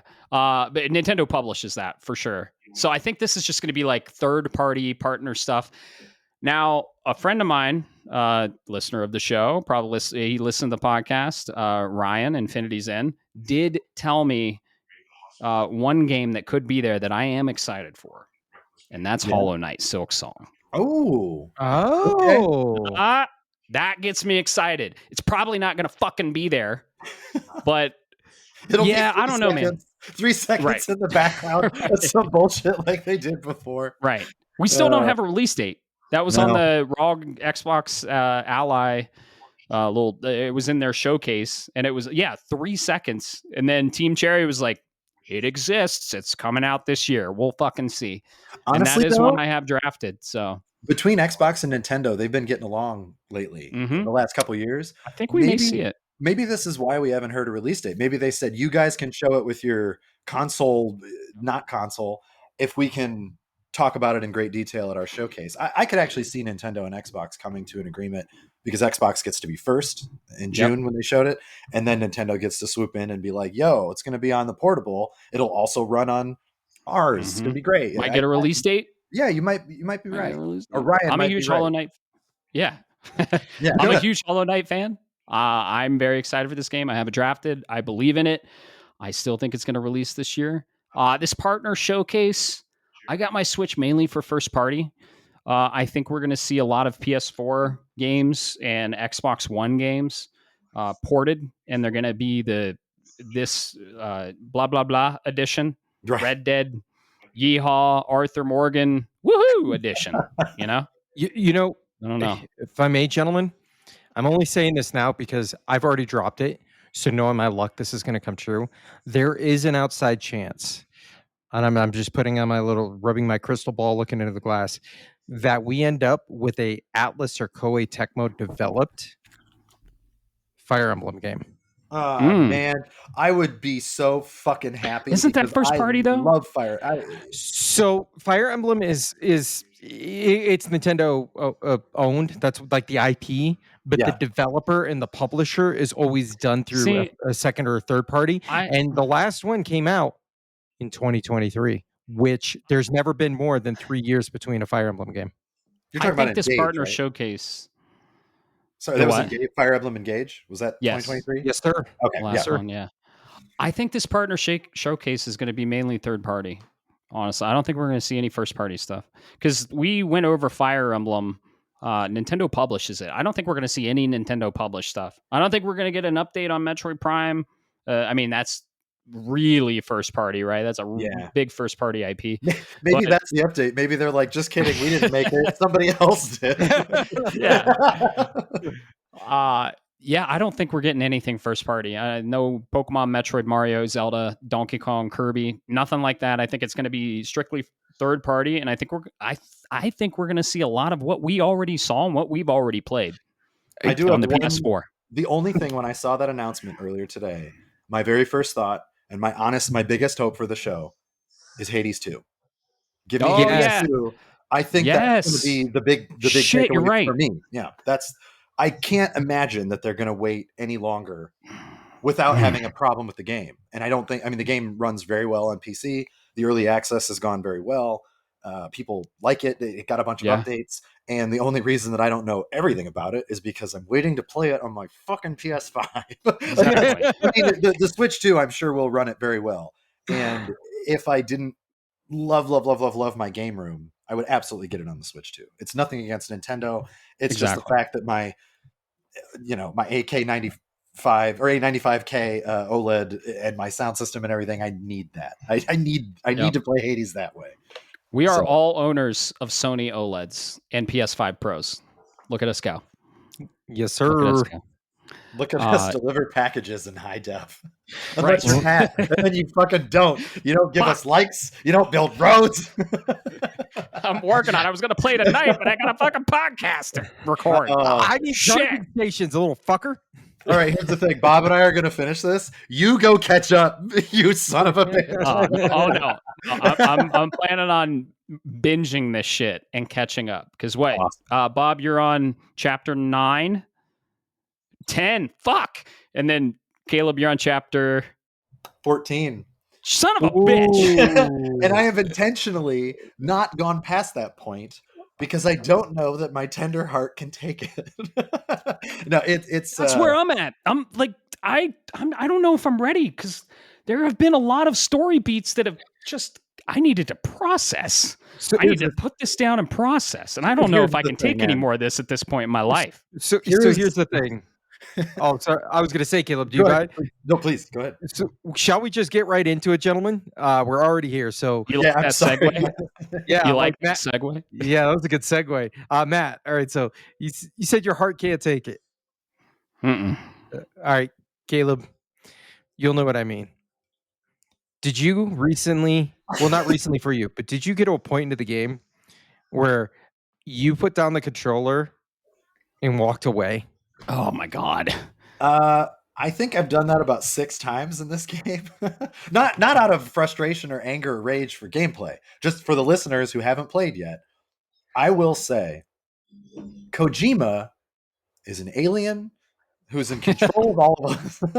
He is so in tune with the way people think, even for bonkers batshit nonsense. I mean, really, it's bonkers batshit nonsense that somehow you're like, yeah, this makes perfect sense in this world. It makes perfect sense to me. This is not a spoiler in any way, shape, or form. Anybody who's watched the trailer knows that there's a little character who looks like a doll, and his name, his name is Doll Man. My wife came in to the room, and she's not much of a gamer at all. She knows that I play weird shit. She knows that I play basically everything. But she doesn't know Kojima as much. I've tried to explain him to her, but he's an enigma. He can't be explained. He just has to be experienced. She walks in, and Dollman is doing something. And she just looks at me and she says, okay, sure. And she just leaves the room. And then I felt compelled to chase her up the stairs and be like, no, you don't understand. This thing is there. And that I would get in spoiler territory because he was talking about his story. He was talking about his story. I have a question. I have a question for you, Caleb. Yes. In the private room, Yeah. have you played Horizon Dreamer? Yeah. Okay, you've seen that. Yes. Okay. If Purely you guys are by playing accident, by the way. Purely by accident. But yes. Well, he mentions like, oh, I like Horizon Dreamer. Yeah. So yeah. Excellent. Bob, I told Bob about that, and yeah, you finally did it. That was Kojima. That was Kojima right there. That was like, I am in a deep emotional hole and sobbing and going through this roller coaster. And then I get into this and I'm like, God, that's just Kojima, man. Like, that was one of the times I had to put the controller down. I mean, I laughed for a long time and I just thought, this is amazing. I'm experienced. I love this. Based on what happened 15 seconds ago in the game, this doesn't make any fucking sense, but it does. It works. And I ended up walking upstairs and just looking out outside, and I was like, "Yep, I'm a grown ass man," and that was poignant. Like, which is crazy to say, but really, in all seriousness, it is a masterpiece for people who give it the time. It's not for everybody. The game is not for everybody. It is. I think it could be for everybody if you. I have a friend who has ADHD, and he really needs something to be a little bit faster paced, right? He and I could play Diablo together because it's loot's dropping all the time, and he can just, I got a new thing to chase. I can do this, and I'm not picking on anybody with ADHD. I'm not. That's not what I'm getting at. What I'm getting at is in this game, in the first one specifically, I can understand. He's tried to play it like 5 or 6 times, and every time he says, "What the fuck? I can't get into it." And I'm thinking, stop starting over. I know that's weird. Just power through until you get to point XYZ. And then I promise you it will hit for you. I promise you and it's normally in another game, I wouldn't say give it 10 hours. I wouldn't, just because 10 hours is a long time, especially the older we get. Ain't nobody got time for 10 hours of quote unquote boredom. But then you really appreciate why the first couple hours were the quote unquote slog. I mean, some people could call it a slog. I wouldn't necessarily call it a slog, but that's just me. I'm a patient guy, generally speaking. But man, what Kojima did with this one is another masterclass in creativity and storytelling. And it actually makes me concerned about Clair Obscur. I think that is the game of the year. For me, it's the game of the year. That was my next question. This game, though, is fucking great. And it's game of the year material. It deserves it as well. I kind of want Kojima to go up there and be like, yo, I think we both win, because he's Hideo Kojima. He's one of the greatest of all time. And I'm not. It's oranges and apples, right? They're such different games. But it's 100% going to be nominated. Yeah, and it should be. It deserves to be nominated from an artistic standpoint alone. It really does. And a technical achievement too. Yeah, the Decima engine blows my mind. And it's not ray traced. I don't understand it. No, it's not, and that's the difference, Caleb. So, I will get to what I'm going to get to that point here in a second. But you think about the Kojima, this game. When I was playing it and getting all the way up to where I'm at now, and I know I'm getting close to that ledge at the end, there's a couple of points in that game where the hits and the writing and the emotion hits, and one in particular, I kind of felt like I got played. Like Kojima was like, you're going to feel like this, and then I'm going to make you feel like this. Not, here's a really sad and tragic story. It was, no, I'm going to make you feel like this, and then I'm going to do this to you. And I was like, yes, that's exactly what's going to happen. Yes, Mr. Kojima. Yeah, right? That's exactly what happened. Yes, Massa. So it has the emotional gravitas and writing of Claire. Its gameplay loop is, while different, is fundamentally just as good and addicting as Claire, because I have ADHD as well. Tell your friend, if you can get to that certain point, from that point on, do not follow the story. Just do whatever you want, and you'll enjoy the game. Yeah. But the music, top tier. It's amazing. You know what I think? I think, unfortunately for Claire, Death Stranding 2 is fundamentally 1,000 times better looking Oh, yeah. And when you stack them all up, I know we're only a little over halfway over the year, but I can't believe I'm going to say this. Death Stranding 2 overtook Clair Obscur. Oh, for you, it's your game of the year. It's your new goatee. It's the new goatee. It hit. When I was in my defense, I probably had a couple of drinks, but I was playing the other night. I hit a certain point. I paused the game, shut the console down, and went outside and had to smoke a cigarette. Like I was like, had to process everything that happened, and then walk around the block and had another cigarette. Like it hit me that hard, so close that it was almost uncomfortable. So That's awesome.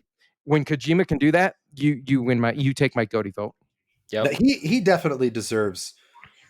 I mean, if it were like the Academy Awards where it's best director or something, not saying that Clair Obscur's team didn't have an amazing creative director, absolutely needs to be in the conversation, needs to be talked about.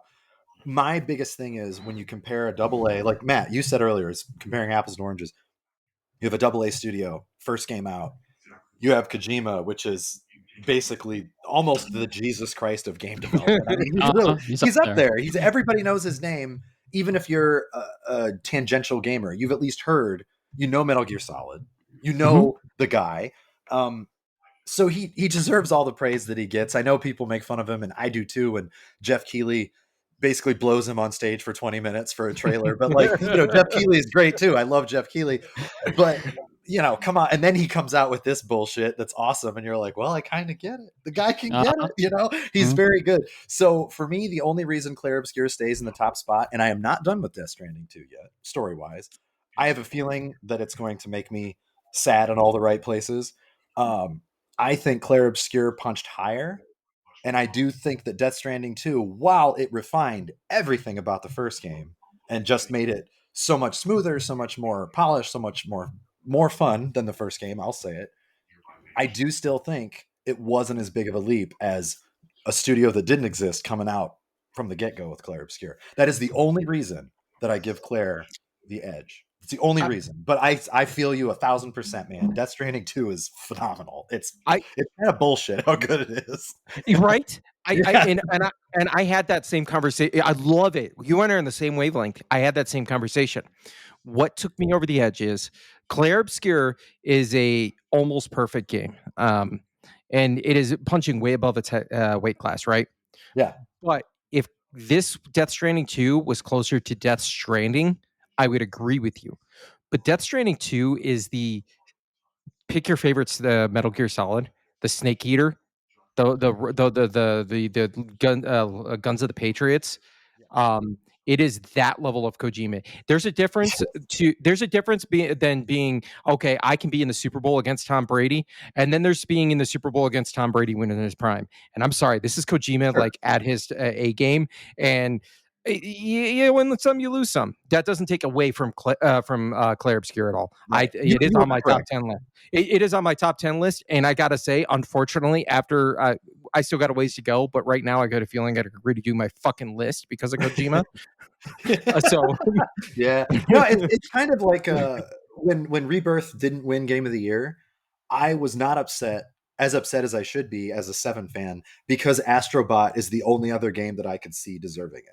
For real, last year, I thought I could see it for Astrobot, and when Astrobot won, I was thrilled. I just thought good for Team Asobi, good for this small team, good for what was it, $3 million? It wasn't even that expensive to make. Oh yeah. Now, was I bummed about Rebirth not getting more accolades that it did deserve? I really think we all were. Other than the mini games, I think Rebirth was amazing, but and even the mini games some of them were good. There were just too many and not enough of them were polished. But with Death Stranding, it's kind of the same. If Clair Obscur doesn't win, it better not lose to anything that isn't Death Stranding 2. I'm gonna fucking lose. I'm gonna lose it. I'm gonna fucking lose it. If it loses to that, I'm cool with that. I would. If you're gonna lose to the king. Quite frankly, that's how I feel. That's exactly it. I love it. That is exactly my mentality right now. Because the only other game that I could see potentially getting there would be Delta, but I don't think so because it's not truly Kojima. It's just his product, And for the record, Snake Eater is actually my favorite Metal Gear Solid game. So, you're excited. I'm very excited. I don't know when the fuck I'm gonna play it though. I got 45 other things to play. When? Yeah. But, that's why I'm going to the Game Awards this year. It's because the nominees, I think all the games that I've loved, I mean, I haven't played Donkey Kong Bonanza, but I think like the top 3 that are probably going to get Game of the Year, I wouldn't be upset about. Like you said, I was upset Final Fantasy VII Rebirth didn't get Game of the Year because it was my Game of the Year, right? Yeah. But that's a, you know, it's a personal thing. It's nostalgia, stuff like that. You know, Sure. Cloud, like Final Fantasy VII is in my top 3, right?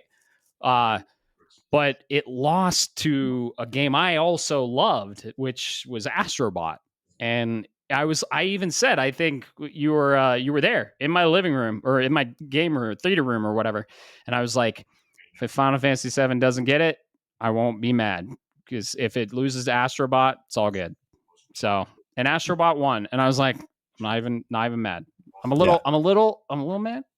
I was disappointed for me, but happy for them so much. Yeah, I will say, right. just while we're on the topic of Death Stranding 2, and then I'll stop. But I told you, Bob, before this, I had a small bone to pick with you. So here we go. For people that know the game, you create strands with other players, and if you're on your friends list on PlayStation or whatever, it's sort of weighted towards them. You're going to find maybe a bridge they built, or you got to create a strand contract. Yeah, and you are the only strand contract that I have that still has 0-0. I haven't found a single one of your things, and I don't think you found a single one of mine. I have built, okay, very, very light spoilers. I have built like all the fucking roads and the monorail system, and I've added I've got other shit, let's just say. And I thought for sure, I was like, Bob needs to come and fucking like me so that I can like him back, and we have a strand contract. It's just 0-0. And so I actually, the only thing that I got of yours was you had a car in the online garage, and I jacked it and I ran across the world with it. And I think I got an old version, because you cannot be using this thing with no goddamn batteries. It ran out in the middle of nowhere, and I was like, Bob, goddamn it, fuck this shit. I almost severed your strand contract, because I was gonna give you shit about it. But I was like, well, in his defense, he hasn't seen anything of mine either. So what the fuck, game? So we need to try to rectify that, and I don't know how. I don't know what to do. I'm gonna have to figure it out. I might have to sever a couple of strand contracts, maybe, or something, because I like you, Matt can tell you, he pestered me because I kept going and building roads so much that he was like, I was behind him in the store, and he's like, dude, you need to fucking go back to your home base. And I was like, I got roads to build. I've got 5 stars. I gotta get but minor, very, very, very tangentially light spoilers. So the first area, the very first river, when you're coming out of the desert, there should be a bridge there. It's built by me. I only know it's there by me because I got like 70,000 likes from it right now. Wait, I built a bridge there too. Damn it! I've got thousands of likes, and I was like, this is great. This is a great bridge. So maybe that's part of it. Maybe we just didn't. I don't know. How many likes do you have? I gotta ask. I know this sounds so cheesy and corny. Yeah. Somewhere around 700K, I think. Oh my god! It's something. It's stupid, and it's got to be all roads for me. And monorail, but there's one guy who I have 4 stars with out of 5, for just a random dude on the internet, and he messaged me. He found, because my name's the same, Admiral Merps.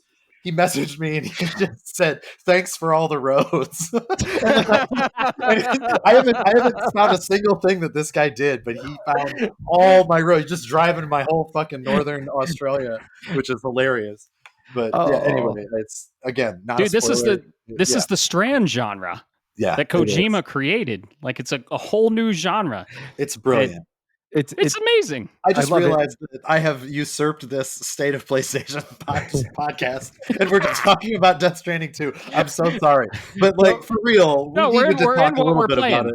Yeah, that's what we're playing. Yeah, that's what I have been obsessed with, and I'm trying to finish it, and I can't because I have too many. I think I'm going to binge it.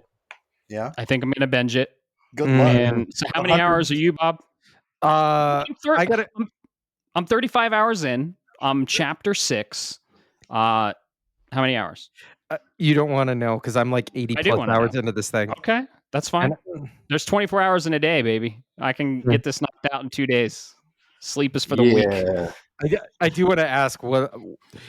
So Matt's not going to understand the context, and our listeners are not going to understand the context. So if you complain about spoilers, trust me, you don't understand the context. But I got to ask Caleb. Yeah. Did you increase the star rating for the Pizza Chef?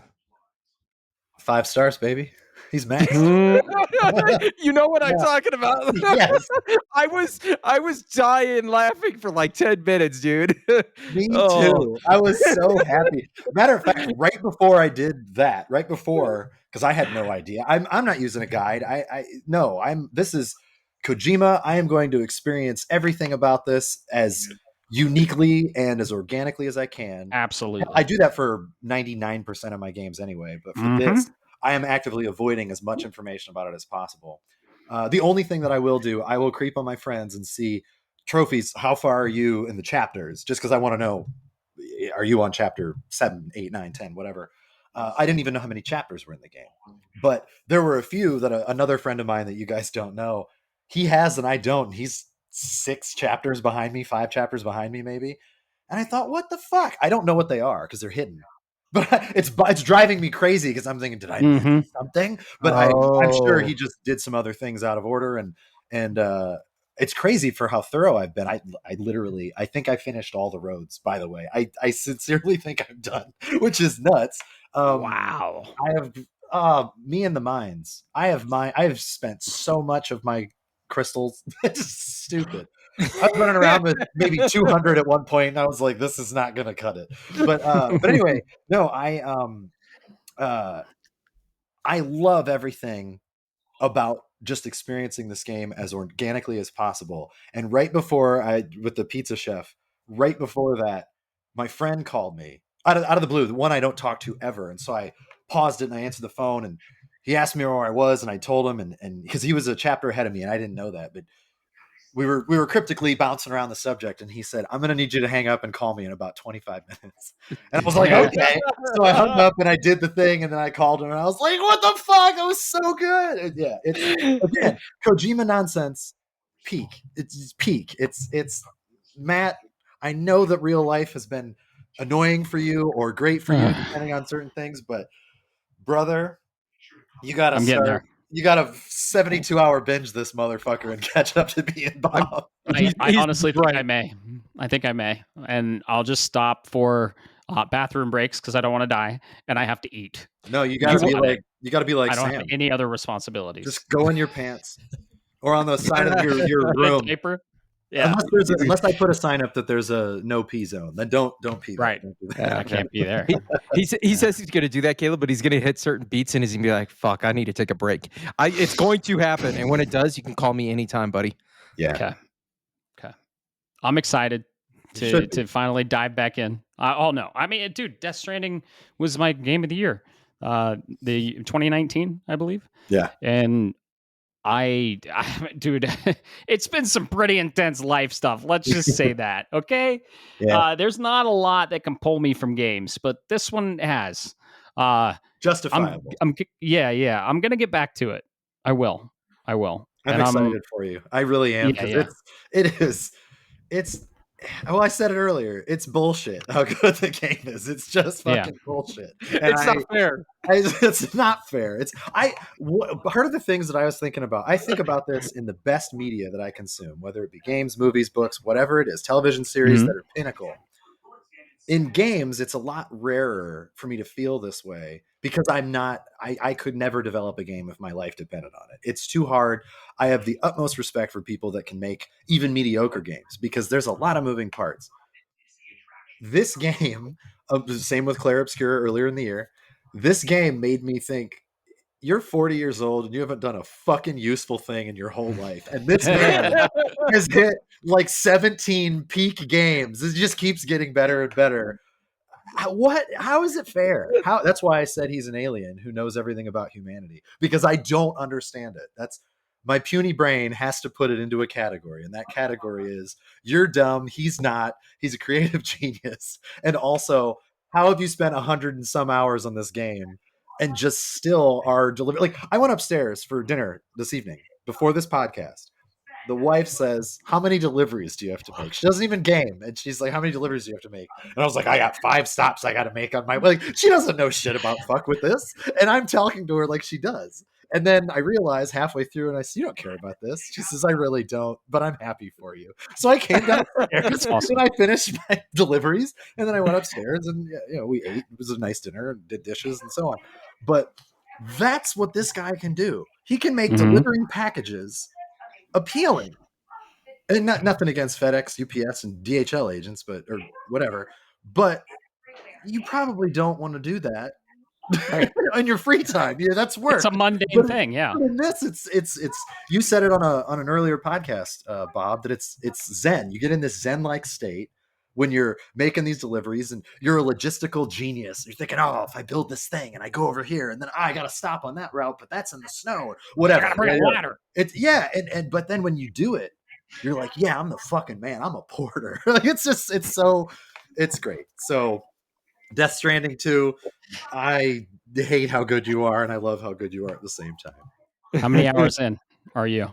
I honestly probably between 90 and 100, but I don't know for sure. Yeah. Last I checked, I was 76, and I think that was 2 days ago.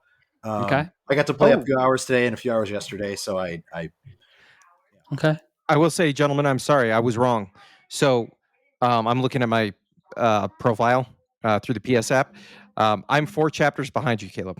I'm at 76 hours. That's how neurotic I am about doing everything that I can. Yep. Me too. I mean, I built so many things just because I wanted to. Right. I wanted to do the story, but I'm like, no, the further I go, I can't complete this area's friendship or whatever it might be. I mean, if you build the road, then that makes delivering the other packages easier. But in order to do that, you got to go to the mine. So that means you got to get the Cairo crystals. See, you get it. Thank you. The amount of times I had to go and fight those motherfuckers, the survivalists, just because I felt like it. I was like, man, you guys are in the way, and you've got some ceramics. I'm gonna need those. So I just clear out the whole base with me and my pickup truck, or my cargo truck going through and being an asshole. It's great. It's hell great. yeah. I love the people that have no idea about Death Stranding and don't care. They're probably like, why didn't these guys tell us to fast forward 30 minutes, these fucking jerks? I'm so sorry. This is what happens when they invite me on. I ruin it by talking forever and ever. That's what it's all about. We play video games and we talk about video games, and this is like the core thing. We're talking about the video games, and our passion is coming through, and we're very passionate about these video games, and we care about the story, we care about the experience, and that's everything that we do on this podcast is conversational and talk about video games. And so I guess technically it's the core of what we are. It is a PlayStation exclusive, so we are on the PlayStation a little bit. It sure is, which could be a segue into our main topic. All natural, baby. Yeah. So the main topic is we're wrapping up the 4-part series, and we're ending with a bang, and the best of the 4 in our humble opinion. And we brought Caleb on here because he is the resident PlayStation. I'd say you're a PlayStation expert. You've been in the game for a while. You know a lot about it, and we wanted to bring you on because you're another passionate fan about PlayStation, and we're going to go into the state of PlayStation. Sounds great. Yeah, for PC, we kind of went into the state of pretty much everything because PC is all over the place. Nintendo, we went into the state of the IPs, so the actual games. For Xbox, we just kind of bitched for 40 minutes about what the fuck they were doing and and complained. And for this one, I think we're going to go by studio, because that's what PlayStation's DNA is all about, is their first party studios and what they've been working on and what they've done when they were founded and what we think they're going to do next, or what they're working on. Can I ask you a question before we get into that, both of you? Sure. It should be an easy answer. I promise I won't belabor the subject. Do both of you remember the very first PlayStation game you ever played? Yes. Matt, do you remember? So PlayStation game that was out for PlayStation multi-platform, or the first PlayStation game? Ever PlayStation game you played? Just because I think it's interesting. Mine was actually third party, and I didn't know that at the time. But I'm genuinely curious, and then we can go into the the nitty gritty Yeah. of developers and stuff. But I just think that's an interesting way to show what we know about PlayStation. Mine is with the PlayStation 1. I'm assuming that both of yours is as well. Yes. So Yes. what do you got, Matt? What was your very first PlayStation game? Yeah, it was on the OG PlayStation 1. I didn't own it. My friend owned it, and it was the original Crash Bandicoot. That's great. That's a great first game to play on there. Yeah. Awesome. What about you, Bob? What was yours? Oh, sorry. Yeah, it was awesome. Oh, no, I just, he invited me over, and, I had played on the SNES, the 64, and like this was Crash Bandicoot. It was groundbreaking.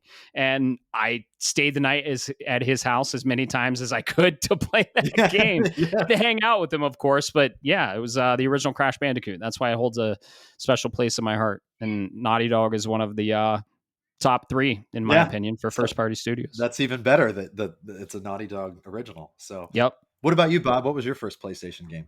So mine was not by a studio that's owned by Sony or PlayStation right now. A little JRPG. You might have heard of it there, Caleb, called Wild Arms. Very nice.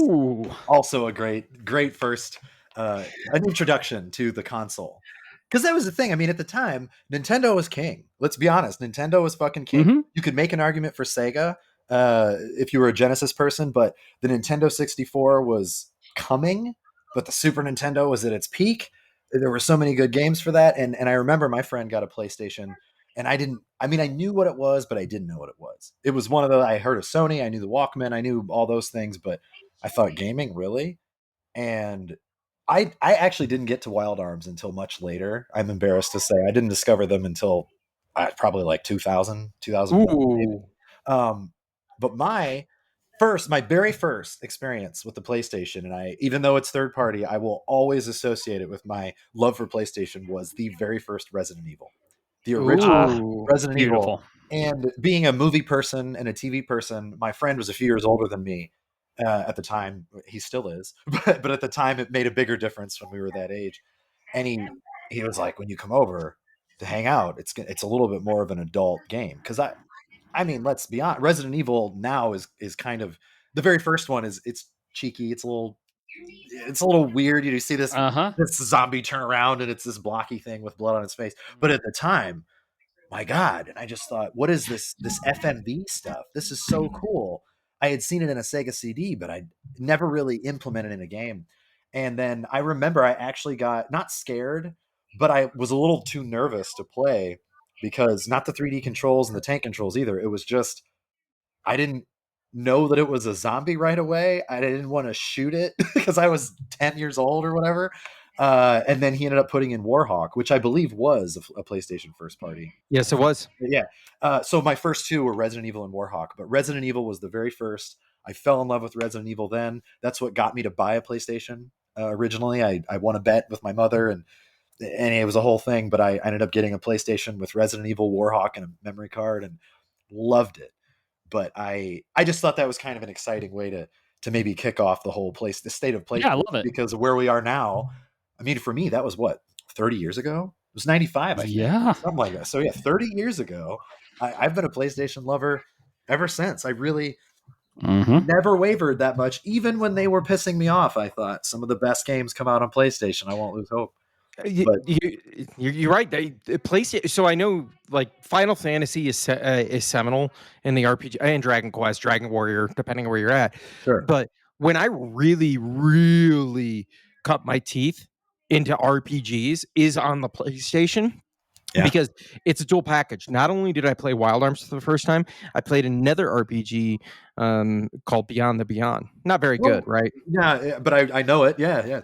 And then went right into Final Fantasy VII. And then ended up playing a game that I was like, at that point, I was like, I'm confident in RPGs. I still know what I'm doing. Let me take a look at this, right? And then I played a little game called Legend of Legaia and got my ass handed to me right away. It's still an amazing game, and I go back and I'll play it, and I love it. But I got my ass handed to me so hard, I went, like, I didn't realize it at the time. I'm like, wait, when did FromSoft create an RPG? Because it is a very difficult but good, rewardingly good RPG. Oh yeah, I played, like, one of the first games I played was Final Fantasy VII on PC, actually. Okay. So yeah, I mean, it was I mean, it was on PlayStation, right? And I eventually got it on the PS1. But yeah, that was an awesome question and a good kickoff for this. Awesome. Well, So now I will let you yeah, continue, and I will zip my lips. no. We appreciate it. We love the kickoff question, and yeah. So PlayStation has 18 first party game developers, and we're gonna go from least popular to most popular. So we're probably gonna blaze through, I don't know, the first 5 or 6, and then we're gonna get a little bit more in depth. So let's kick it off with Valkyrie Entertainment. That was founded 2002. And helped with God of War, Infamous, Dreams. They're kind of like a support studio, and they're ongoing just support for multiple first party titles. So they're helping with maybe a new God of War like spinoff that we've been hearing rumors about, like maybe following Atreus or something like that. I'd be down. Uh, I'd be down yeah, for that. I would. me I'm a too. Me basic too. bitch. I don't care. Oh, dude, I'd love an Atreus game. So there are rumors, and we'll get to Sony Santa Monica. They're pretty high on the list, so they're a little closer to last. But they've said that the next game is going to be, it's not going to be identifiable to what they've usually developed. So I think they might be doing an Atreus game. I would love for that, maybe like a Miles Morales game, but we can get into that when we get into Sony Santa Monica. This Sure. is Valkyrie. So Valkyrie does support stuff, and they're still supporting Nix's software. They were founded in 1999. They were like recently picked up by Sony, by PlayStation. I think like 5 years ago or something. I would have guessed Nixies since COVID, but I don't know. I think it was right after COVID when PlayStation was trying to right. not to grow like Microsoft and just eat everybody, but to try to curate things. I believe that happened in after 2000. I think. Yeah. So Or they 2020. I meant 2020. right. So they are definitely very popular for PC ports. They do most of the PC ports. And they've done PC ports of Marvel Spider-Man, Horizon, all the PC ports you see, they work on. Because, I mean, porting from console to PC is pretty complicated, and they have to deal with a lot. So they're the PC porting studio, and I'm sure they're working on other stuff. I'm sure we're going to see Forbidden West if we haven't already, Ragnarok if we haven't already, because PlayStation is brilliant, and they like to release like the title, and then the sequel comes out shortly after on their PlayStation exclusive console. So they're like, oh yeah, you can play the older one, but if you want to play the sequel, like they released God of War, and then they released God of War Ragnarok. I think 6 months later on PS5 exclusively. So you get a taste of God of War. Here's the taste, but I mean, you want the sequel, you got to get a PlayStation 5. So I think or PS4, PS5. I think it's brilliant, and that's what Nixies does. You touched on it in an earlier episode Yeah. that you really like that business model, and I agree. I think that's very smart of them to do, especially when they can stand behind their product, because Yeah. it's one of those things that's just like you've got so much content that you can release, and you don't want to. I don't want to say give it away. That makes it sound bad. But when Right. PlayStation, it's almost like a drug dealer that's a nice drug dealer. It's like you get a taste, and then the rest of it you got to exactly. get our system. But you also know as a PC gamer that okay, maybe I can wait. Maybe I really liked that game, but I didn't love it. I didn't love the first one, so maybe I'll just wait for the second one. But man, if you loved God of War and Ragnarok's coming out, you're like, fuck me, I got to get a PS5. You know, Exactly. that's something that I think is very smart. And I do think they do that better than just about everybody else. And Yep. I don't know if that's a bias. It might be biased because I very much like most of the PlayStation games that I play, if Right. not all of them. But movie studios steal ideas all the time, and then you usually get lackluster movies. Do you remember years ago when, I mean, it happens in waves all the time, but years ago there was a movie about a magician, And then there was another movie about a magician. And there was another movie about a magician. The Prestige. Chris Nolan, The Prestige, in my opinion, was the best one. Agreed. But everybody else fucking stole it for a couple years. And that's just kind of how it works. PlayStation doesn't really play that game.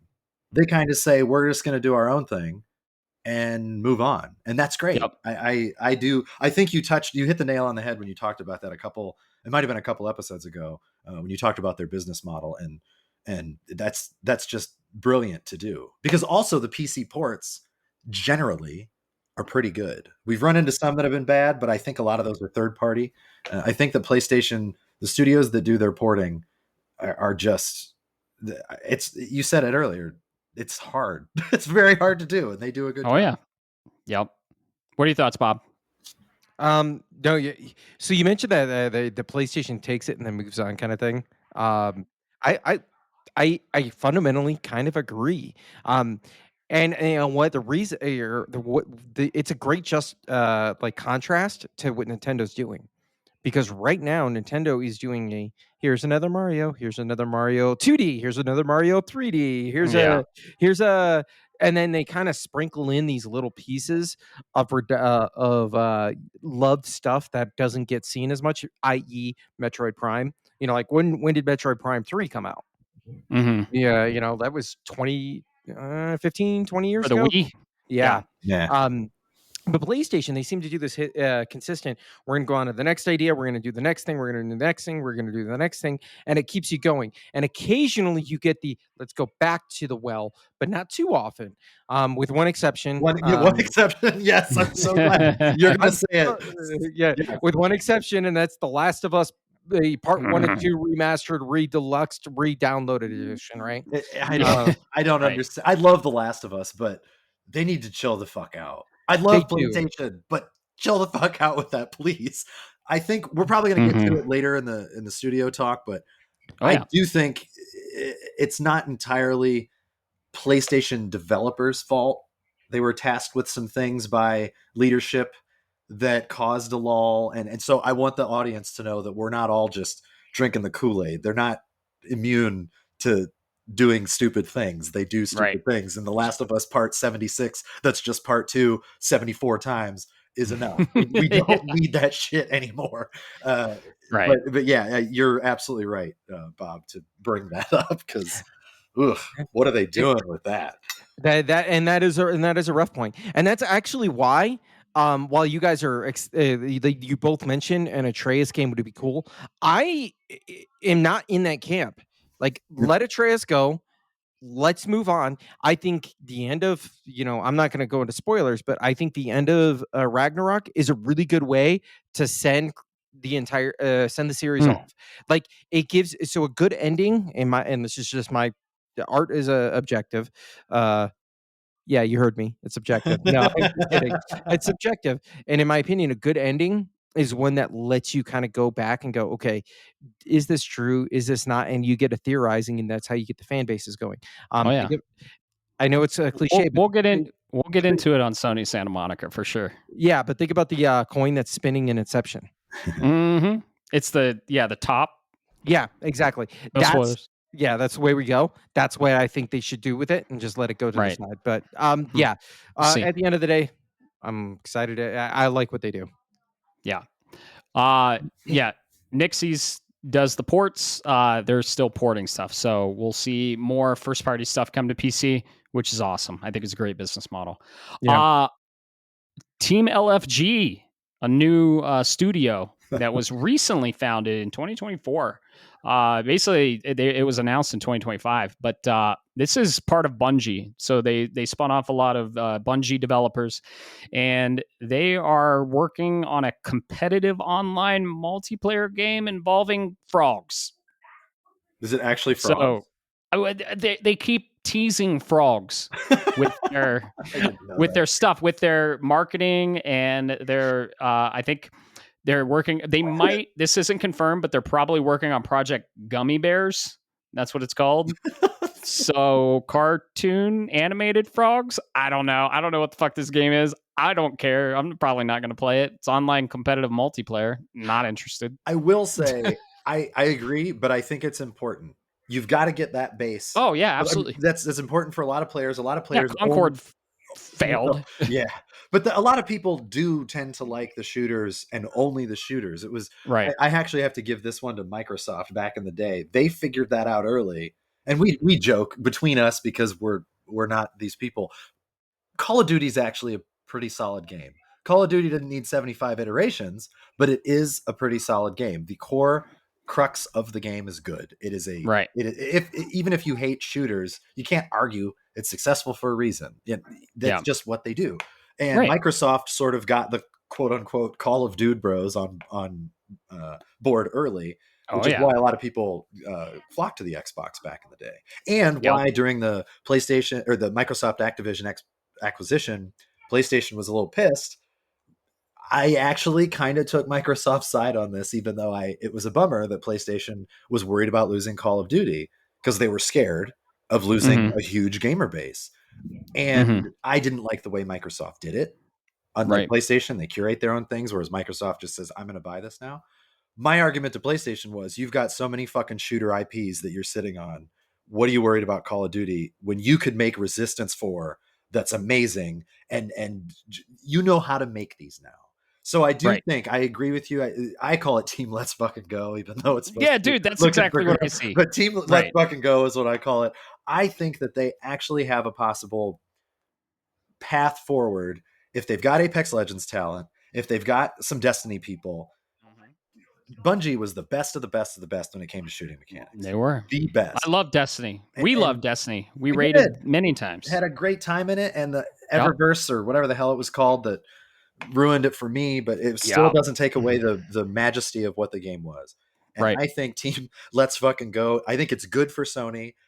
I'm not interested, so really. I'm rooting for them. Maybe they can make me interested. Maybe they can succeed where Concord didn't. I don't. Frogs are cool. Well, frogs are cool. I think we're getting bait. The short answer is I think we're getting bait and switched here. I've got a theory. So we are coming from the ship titles like Destiny, Halo, League of Legends, Roblox, yada yada, Fortnite, yada yada yada.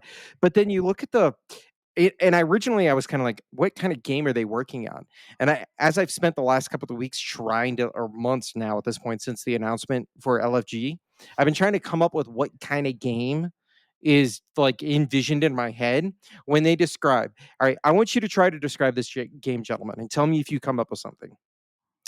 They draw inspiration from fighting games, platformers, MOBAs, Smash Brothers, life sims, and frog type games. What game frog does that type games? What game does exactly. My point is, I think they took the piss out of everybody because people are saying, hey, this is our game is a MOBA RPG Souls-like inspired roguelike that you'll really enjoy. Please look forward to it. I think they're taking the piss out of the industry, and they did it purposely. So when they drop what Gummy Bears looks like, they're like, hey, by the way, here's what we're actually working on. I love that. I think it's a marketing stunt. Oh, go ahead. I feel like their name is actually Team Let's Frog Game. I'm sorry. Seriously, their marketing team, like the frog with F, I think their marketing team purposely did this shit just to throw us off the trail.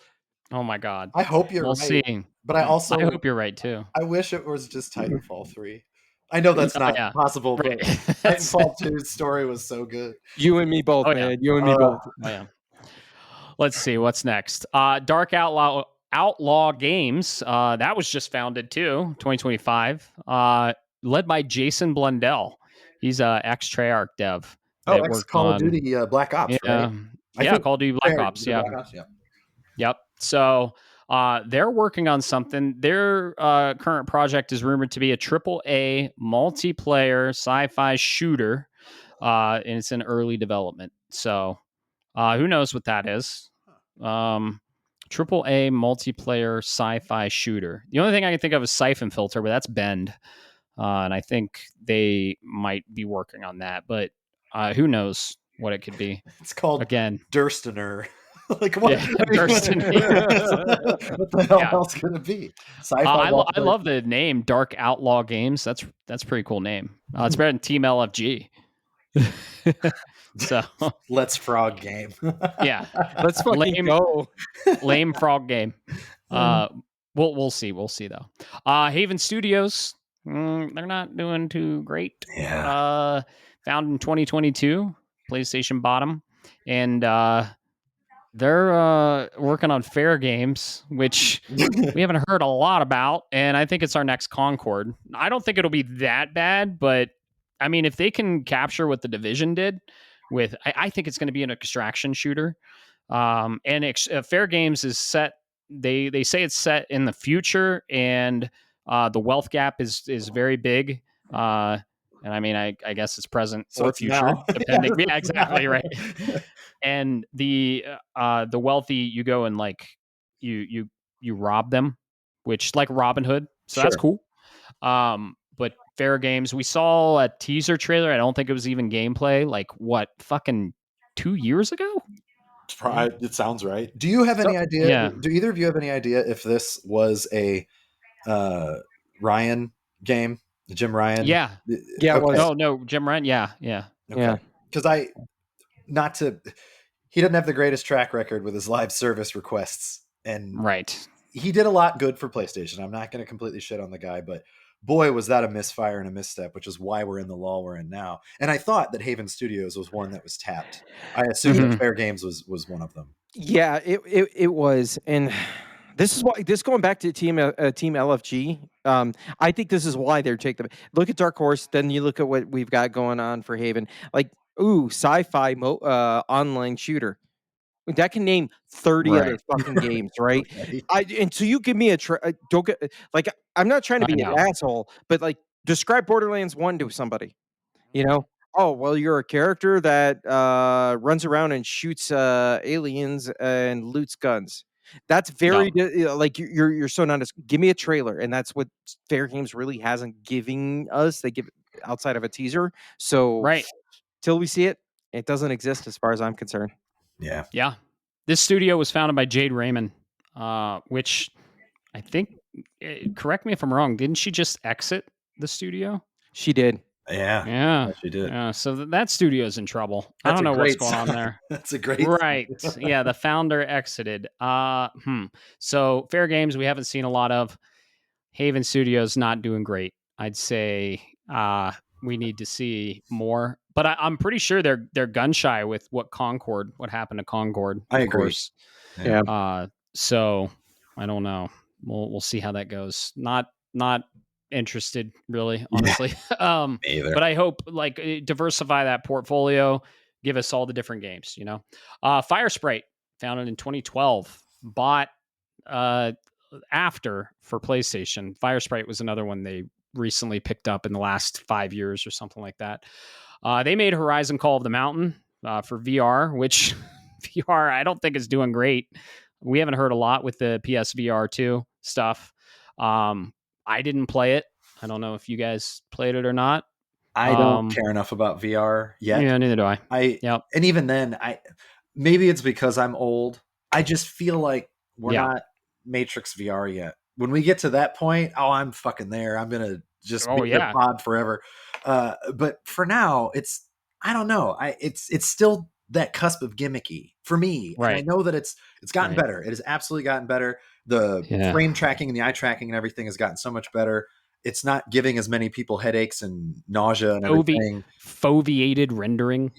Well, yes, that is correct. It's pretty cool. It's pretty cool. And so I have a lot of respect for it, for where it's gone, where we've grown with it.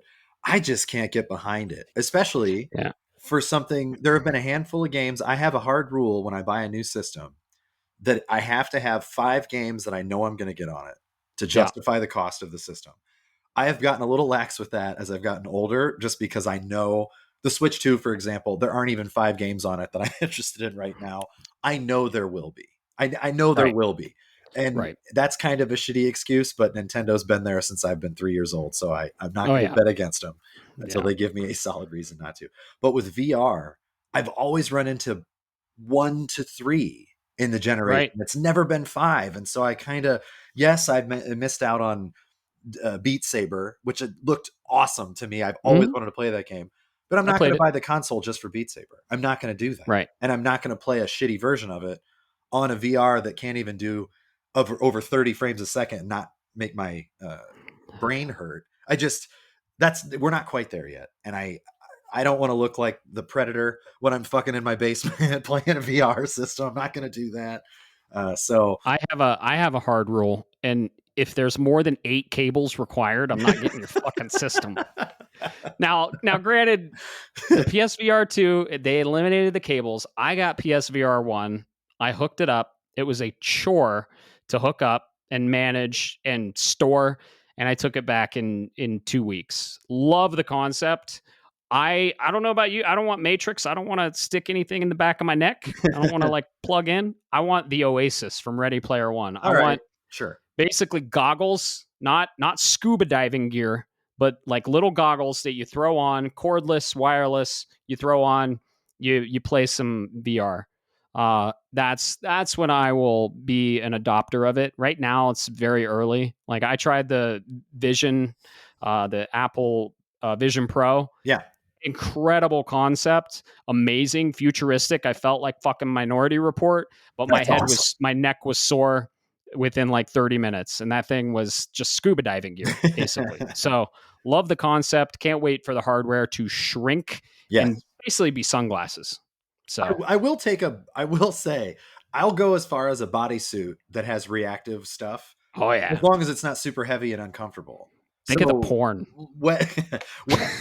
Wetsuit gear that you could put on as though you are scuba diving, but the headpiece and the goggles that weigh even 7 pounds or whatever. I don't know what the Apple Vision Pro weighs, but it's just enough for me to say no. Because also the whole time I'm going to be thinking, am I going to break this $3,000 piece of equipment by just whipping my head the wrong direction? And that's not what I want out of an experience. No. I just don't.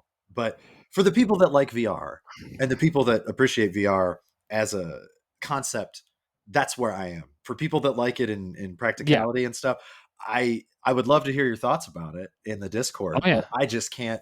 I'm not quite there yet. I'm not quite convinced. I think everyone should experience it. It's incredible. Absolutely. Yeah. So, how about you, Bob? Yeah. So VR is a very gimmicky enthusiast platform, and I'm not trying to dog on people who fundamentally really enjoy VR. Right? Have you tried VR, by the way? Yes, I have. Okay. And I don't get headaches. I don't get any of that. Unfortunately, I'm sorry. It's just not for me. I'm like, it's just not for me, man. Hey, man, I don't own a PSVR 2, and I owned a PSVR 1 for 2 weeks. It's awesome when you're in there, but it's a chore. And there were like their cords hanging down. And as soon as it's all shrunk and simplified, I'm there. Yeah. The concept is awesome. When I was playing Farpoint, and on the screen outside of VR, when you're looking at it, the big boss is like, I don't know, 3 feet or 2 feet on my panel. I have a big panel. But when you're in VR, it seems like it's 10 stories high. Like it's there. It immerses you. I remember the first time I played VR at PSX 2016 or 2015. I forget. But I was playing like this heist game, and I went to lean on a car door that wasn't there. And the guy caught me, and he's like, "It happens all the time, man." And I'm like, it tricked my brain that I was in a car driving, shooting the other car. It's awesome, but the hardware isn't there yet. The hardware just sucks. Sure. No, I can't do it, man. Like I think of I think of that Futurama episode where they do the brand new iPhone and they literally jab a fucking chip into your eyeball and everybody's like, "Oh, this is the greatest thing ever." No, that's not for me. Never. I am there's a difference between people will know this joke, and I'm sorry, but if you've heard it, but there's a difference between a tech enthusiast and somebody who works in the truly works in like the tech industry. A tech enthusiast has everything wired in their house wirelessly through Alexa and all this other stuff. Somebody who works in the tech industry, my printer doesn't connect to the internet. And if it makes a noise I don't want, I've got a 9mm in the drawer ready to pop it. Yep. I do a little bit of home automation, but not. I keep it simple. So yeah, I can't do the home automation stuff without just thinking, yeah, hey, I'm gonna drive, or somebody's gonna drive by my house and just, well, now I can unlock all your doors and change your light purple. Like somebody's got to get into my bank account from my fridge. Yeah, fuck that. Somebody's gonna turn your front porch light red and really make you pay the price. Right. Oh, yeah. So Fire Sprite. They are working on VR related stuff. We don't know what it is. It is a VR related unannounced project. We'll see. I'm excited for what VR has in the future 10 years from now. Right now, the concept needs some work. I'm excited for the next studio. That's what I'm excited for. Blue Point. Yes. Yeah. Man. So what have they been working on the last fucking 3 years? Sony or PlayStation really put them on a project that was very true to what they do. And I'm super excited for it. No, they were working on a fucking God of War multiplayer game. And this is Blue Point, one of their best remake studios. We got Demon's Souls. We got Shadow of the Colossus. And then one Halloween, they decided to just tweet out this little fucking tweet. Man. I'd say, and it was teasing the greats. It was teasing Legend of Dragoon, Metal Gear Solid. What else were they teasing? They were teasing all kinds of stuff that they were supposedly remaking. For me, that was 99% Legend of Dragoon. When I read that, without even knowing what they were talking about. They capitalized the D in Dart. Well, Dart, the main fucking character's name is Dart. Why would they use the word Dart in this prophetic poem and talking about the Black Rose and it just, oh man, talk about being so hyped. Personally, I love the Legend of Dragoon. Not quite as much as Alex, but I fucking love the Legend of Dragoon, and I'm real close behind. That game is awesome for me. And when Blue Point, when I found out that was Blue Point, I was like, I will wait till I'm 75 years old to play this game, Blue Point. Just take your time with it. And then we hear about this God of War multiplayer that nobody fucking asked for. I love Kratos.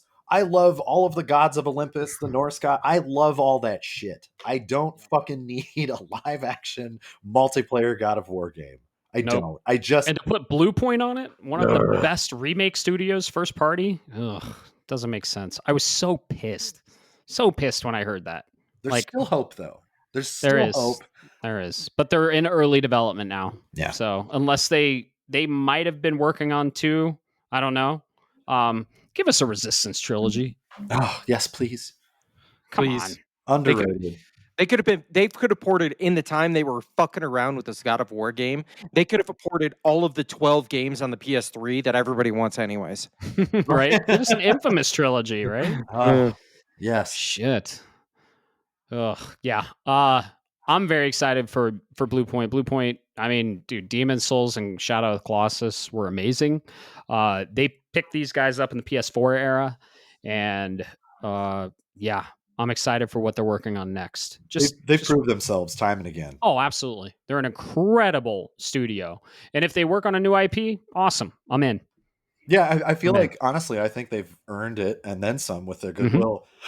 And so maybe that was the idea with the God of War live action, the God of War live game. Right. Maybe they were, I can't imagine that studio being like, yeah, we want to do this. Maybe they were. I don't know them personally, but it just seems not their cup of tea. Right. So I feel like they were sort of forced to do that. And I'm glad. I don't like when games get canceled. I don't. I want everybody, if a creative team believes in it, I want it to get its time to shine. However, part of me felt like I heard the sigh of relief when this game got. I feel like I just was attuned to Blue Point Studios. Okay, we can finally do something we want to do. Maybe I'm just completely fucking wrong about that. I hope that I'm not, but please I'd say you're pretty accurate. Give me something that you want to make, not something that somebody told you want to make. I feel that way about a lot of things. Yeah, big old eye roll probably when they're like, "Hey, guess what? The next project you're working on is a God of War multiplayer online MOBA or whatever the fuck it was." Big old eye rolls from everyone, and they're like, "Really?" If I worked there, I would have secretly called it "God of Damn It" behind the back of the executives. Oh, good, we get to work on "God of Damn It" now. Cool, Oh, that's fantastic. awesome. Well, I'm glad most people are still there. I'm sure a few have left, but most of the studio is still there, and we're gonna get maybe a banger remake that we all want or a new IP. Either way, I'm in.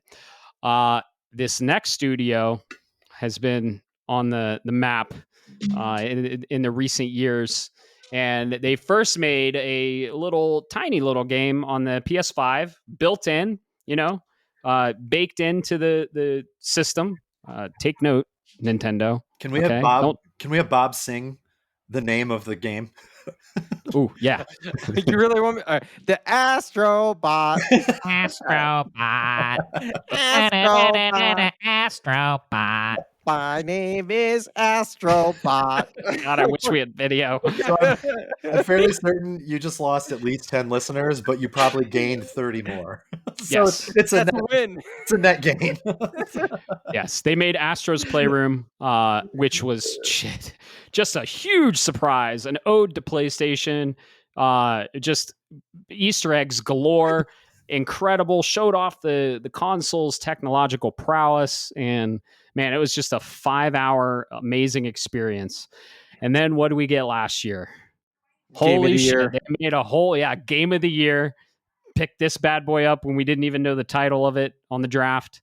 And we got a banger platformer and it was called Astrobot. And we're still playing it, right? They still keep Great. supporting it. For free. We talked about on the last They episode. keep giving us free shit, and it's that's awesome. It's so fun. Yeah. And the last two bots that were released, we're not going to spoil it. Unlike people that spoiled it like 1 fucking second after they were released, and I got it spoiled for me, and it was the bots that I was waiting on. We got the bots. We got pretty much everyone's there now, except except a few which are notable, but I guess licensing and stuff. But yeah, Astrobot, third-person platformer. Little guy is pretty much the new mascot of PlayStation. Team Asobi, man, they picked him up and they've been doing wonders. I'm sure they're working on Astrobot too.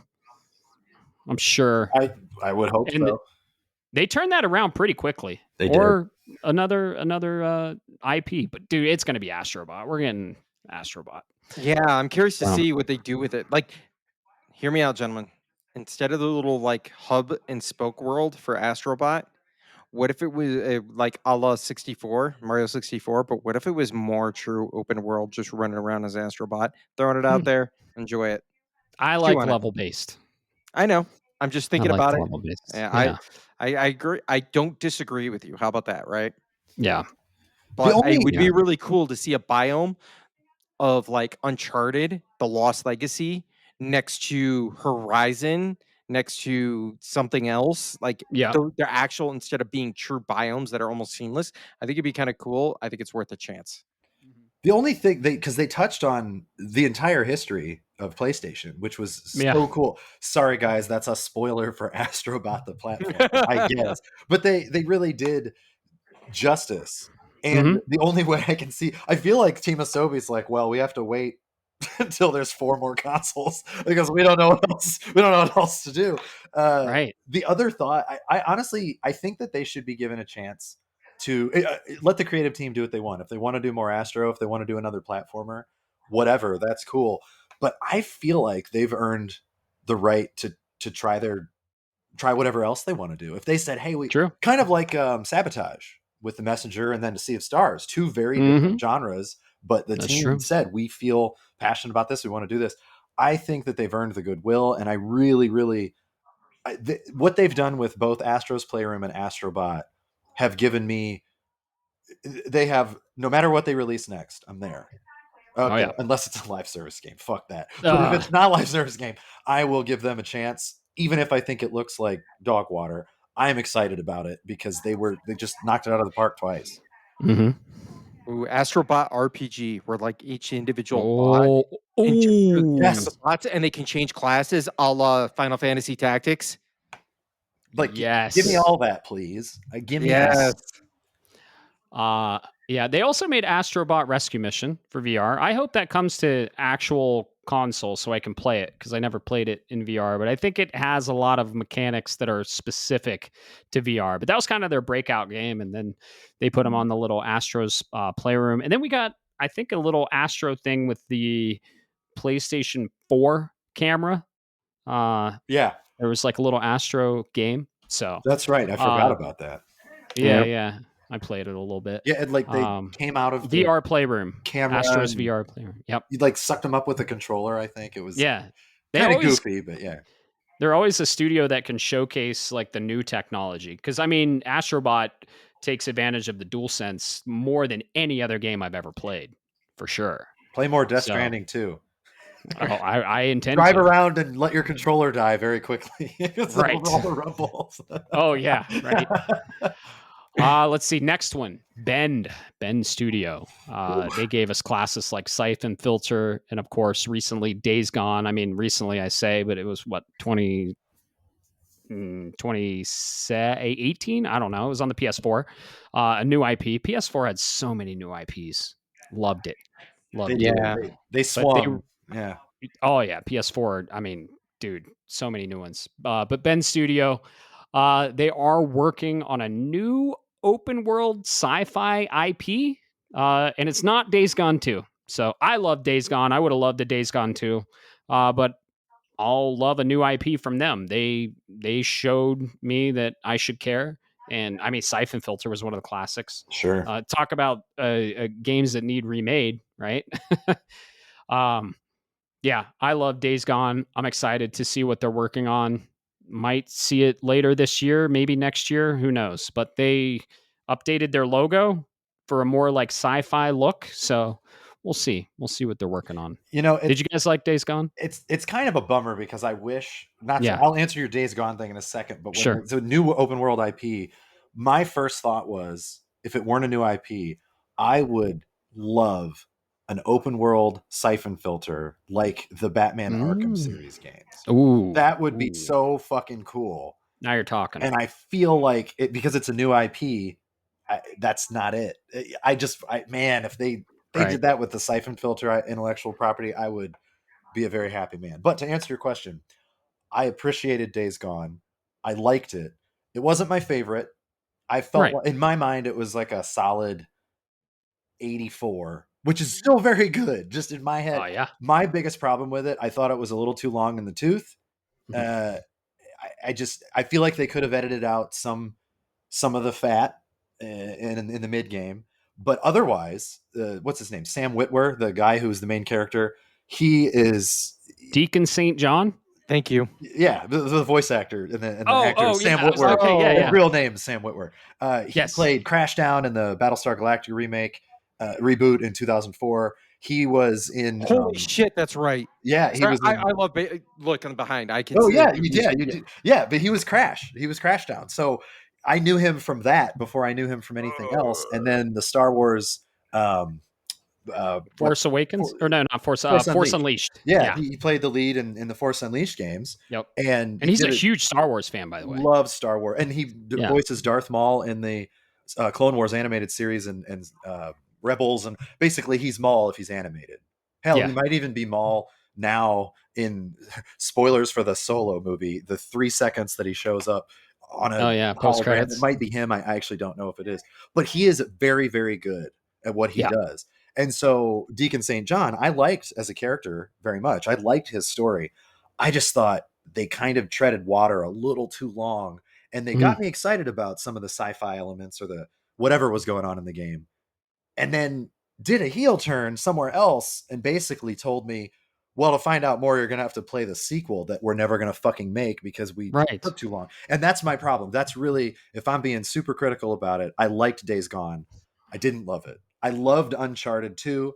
I loved Uncharted 4. I thought that they had their own unique stories while keeping the world the same. I know it's a different studio, but as far as games that tell a story that way, I just felt like Days Gone it's like the creative director had this great idea for a start, this great idea for the end, and then in the middle he thought, what can we do to make this game longer? And I don't think that's what you need to do. You need to tell the story you want to tell. The gameplay will speak for itself. It was fun to play. I just Oh, didn't yeah. like driving. Death Stranding, I'll drive for 6 hours and not give a fuck. But in Days Gone, getting on the motorcycle and driving halfway across the country, and not really the country, but you know what I'm saying. And Mhm. I just thought, I need more than this. It was missing something for me. The Pacific Northwest. Yeah. How about you, Bob? What did you feel about Days Gone? Did you ever See, play it? Yeah, well, yeah, absolutely. Okay. So Days Gone was the game that I specifically remember it getting trashed in the review segments, and I gave it like a month or two because I had something else going on. It came out in 2019, so I'd have to go Yeah. back and look at that game list, but it's another packed year. Might have been Death They Stranding. Yeah. released a broken copy to reviewers, Yes. which was dumb. That's exactly it. But when I did jump into it, because none of my other friends that I knew had at the time were playing Days Gone, I legitimately enjoyed it. Did I think it was a 10 out of 10 Death Stranding 2 game? No. But I found there was a certain level of enjoyment with just riding charm. Yes, that's a good way to put it, Matt. With charm, with just riding and customizing your motorcycle and going through the Pacific Northwest and just kind of going through. And then when you hit those spots where there's little, I think you put it best, Caleb. There's little pieces and nuggets of this game that are brilliant, and there's some pieces together like it doesn't come together very well because like what they did with the zombie camps and the hordes, if you will, I think it's amazing. I still think about the lumberyard. Yeah. Oh, that was cool. It was awesome. Yeah, sequel. that's Oh, yeah. amazing, and the way they work that, I like Deacon St. John as a character. I'm so glad to realize now. I don't know why I didn't hear it. Who the voice actor is? Because I love Battlestar Galactica reimagined. And Crashdown was an amazing character. So it's really weird and I'm kind of sad. You put it best. I'm sad about Days Gone because it teased more lore that we're never gonna get, which kind of sucks because if you look at Siphon Filter 1, 2, and 3, and you look like the gameplay, I played them on the PlayStation Classics. I'm sorry, folks. I'm gonna say it. Siphon Filter sucks in the gameplay department in Modern Standard. But the story is Needs good. some work. It Yeah. needs some work, but get bent on that, right? Right? But the story is good. So I'm kind of sad that there's not more to it because I kind of wish there was. I was Yeah. all in on the science fiction elements, the zombie horde, what was Yeah. going on in the world, Uh, what they're caused called- this. They're called freakers. They're called freakers. They're not zombies. This is your nickname in college, Freaker. but yeah, I was genuinely interested in how the world got to this state. And then we didn't get enough of that. And it really felt like they had the sequelitis that they were baked in. Well, we're going to make this 7 games and we're never going to tell you. No, tell me, and then keep telling me more after that. That's what makes a good show. That's what makes a good movie. That's what makes some of the best games that I've ever played in my life. Is that you're not afraid to tell me what's going on or show me what's going on and let me experience it. And as a gamer that's played for over 30 years, I need that. And that, but again, I still gave it like an 84 myself. I did enjoy it. I don't High sound 80s like for I'm me. shitting on it. I just comparatively at the time, it was fine. It was a little above fine, let's say. For me. Yeah, it could have been a Death Stranding 1, and if we truly gotten a sequel, I think we could have gotten a Death Stranding 2 equivalent where they refined everything, and it would have been an amazing game. But sad. Matt, do you remember the joke we made when I don't remember if this happened to you or if I just told you it happened to a buddy of mine, where he lost his save file because of they had patched it in Days Gone. They had patched it, and he's like, I've been playing for like 48 hours, and I said that's why it's called Days Gone. Those days you spent on it are gone. Oh no, that's so bad. So mean, but yeah, that's the damn. No, I don't remember that. Maybe it wasn't you then. It was somebody else. Maybe. That's funny though. It's terrible, but funny. The creative director was doing an interview and the guy was like, okay, so there's zombies in this game. And he's like, they're freakers. I forgot. They're not zombies. This isn't a zombie game. That's right. They're freakers. But I did forget that. Thank you for clarifying. Yeah. That's funny though. and also not funny because losing saves is bad. It sucks. Why would a patch Oh. break that? Right. But who knows what this new game is going to be? We'll probably find out this year or next. So we'll see. Media Molecule, Little Big Planet, Dreams, founded 2006. This has been a developer that's been in PlayStation's wheelhouse for a while. They're doing another project, current unannounced experimental creative project. So I never played Dreams. I played Little Big Planet a little bit. I'm not too into I want to make the game. I'm rather like, hey, you guys make the game and I'll play it. Yeah. I'm not even into a choice-based game. Like, I don't even want to make the choices. Like, hey, you guys make the game and I'm going to play it. You guys create the characters and I'm going to play them. I don't want to create my character. I don't want to like story tell my own game. That's just me. So I'm not big into what Media Molecule does. Little Big Planet was fun though. All three a lot of of them. respect for them. They're great. Yeah, of course. Very I thought creative, Little for Big sure. Planet was really good, but I'm exactly like you in that vein where I want to just play the game. I don't want to. If I wanted to create games, I would have tried to become a developer and make a big ass game myself. Right. And Exactly. no disrespect for people that love that. I think that it's awesome for people to have those tools who might want to develop games and not go to school for millions of dollars and then not make it. I think it's awesome that we have the games like the Minecrafts of the world or Little Big Planets and such. Even Roblox, we could talk about Roblox forever, but it does touch on that, making games. But I feel you on that. I wish Media Molecule could just kind of do a game that they made from start to finish that wasn't an end. Didn't they make Tearaway too? I think they did, and I very much liked Tearaway. I love Tearaway. Tearaway was awesome. It was very good. Yeah. What are your thoughts, Bob? Bobo. Bobo. That's an old nickname. I haven't heard that one in 20 years.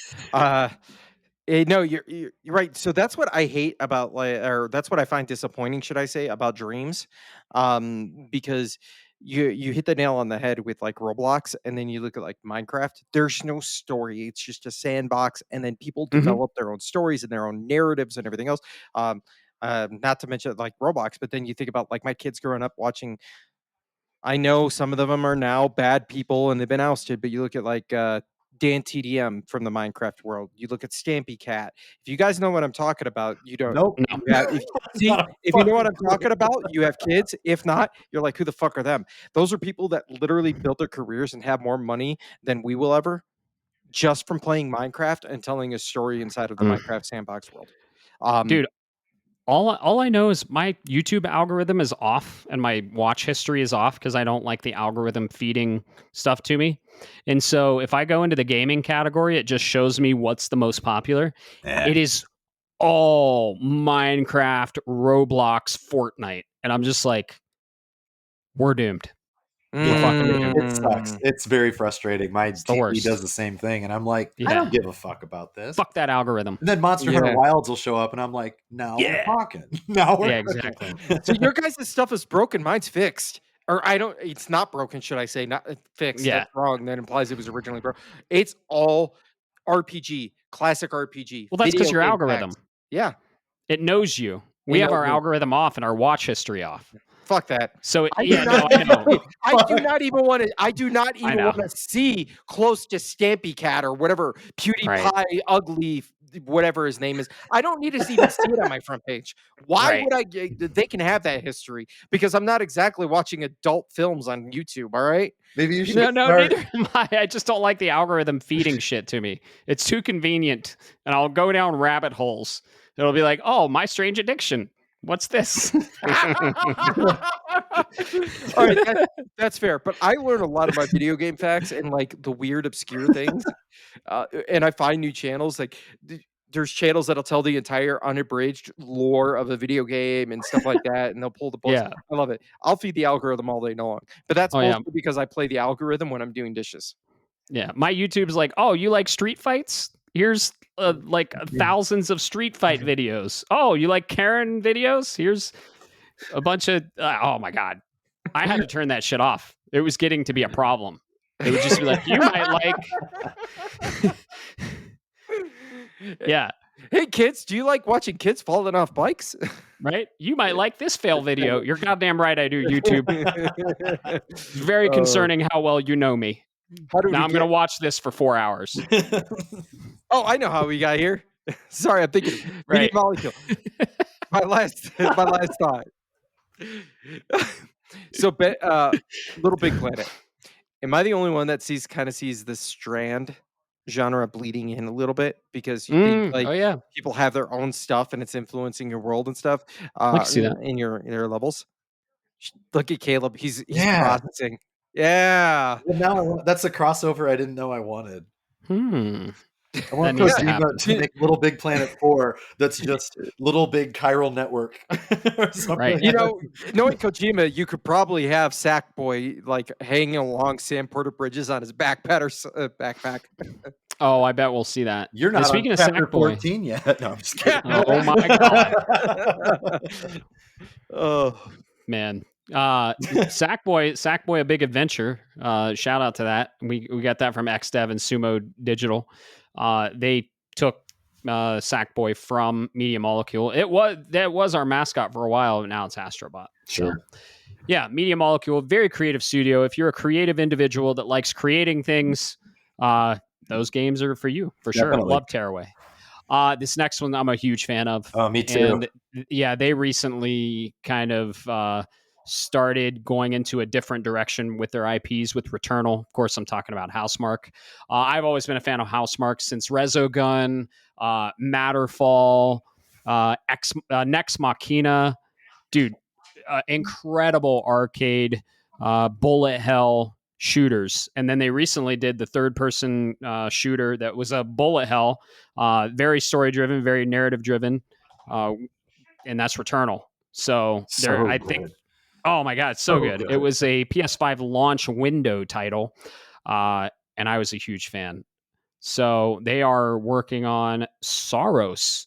And this is kind of in the same vein as Returnal, third person, I'd say bullet hell, looks like narrative driven, and I'm all in. Give it to me.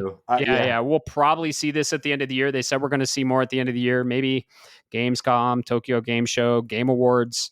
Who knows? But I want to know more about this. I'm 100% sold. As long as it's not a multiplayer online.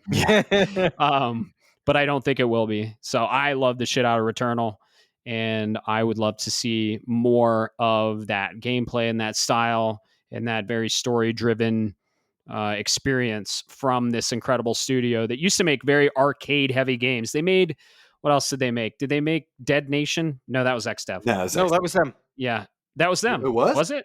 Yeah, it was. No, it was Alien Nation and Dead Nation. I think that was XDev. They made Nex Machina, Resogun, Matterfall, all games I love. Super fucking hard platinums. If you have the platinum on any of those games, you're fucking god. I remember you challenged me back. Yeah. You said, you need to get a platinum in Matterfall and Devil May Cry 5. Yeah, you got Devil May Cry. I'm not going to lie. I forgot about Matterfall. I never did go back, and I guess I should try to do that. Get it in Nex Machina, too. Did they get absorbed by Housemarque? Because I'm telling you right now, everything I'm finding and everything I remember, Housemarque is behind Dead Nation and Alien Nation. Well, fuck me, because those are both really fun. Yeah, they're amazing. Maybe XDev helped them, but they were like co-developed or something. Maybe they're in their style. Yeah, so maybe they were a support studio. Yeah, well, that's possible. Yeah. Sure. Yeah. That's their style of games. So yeah, Housemarque, dude. Saros is basically a spiritual successor to Returnal. It looks like we haven't seen any gameplay. Amazing. I think that's what we're going to get at the end of the year. I think we're going to get. My guess would be the Game Awards. I think we're going to get a gameplay trailer. Maybe not a release window. I don't know. Maybe a window. They're really good developers, so they're probably further along than we think. But I wouldn't be disappointed. I just feel like we're going to get an actual trailer. And actually, we'll probably get a trailer that says information coming June of 2026 or 7 or whatever that would be. That would be my guess. I'm hopeful, though. That game looks like Returnal meets Interstellar meets My Happy Place. I think it looks awesome. Raul Coley. I don't know if I'm saying it right, but very well-known actor.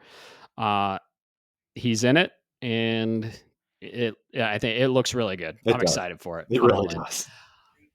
Let's see. These next two, I mean, Housemarque's in my top 5, I'd say. These next two, I don't really play a lot of their games. San Diego Studio, MLB The Show. It depends on what you like. Exactly, right? It's just not for me. It's not that they're bad studios. MLB The Show is a hit every year. But yeah, San Diego Studio, founded 2001, MLB The Show. That's what they make, and they're multi-platform now. Recently did that. So they're working on MLB The Show 26 and MLB 27, 28. That's what they're on. But the Mark of Cree was the first thing I ever noticed them from, or Cry, however you pronounce it.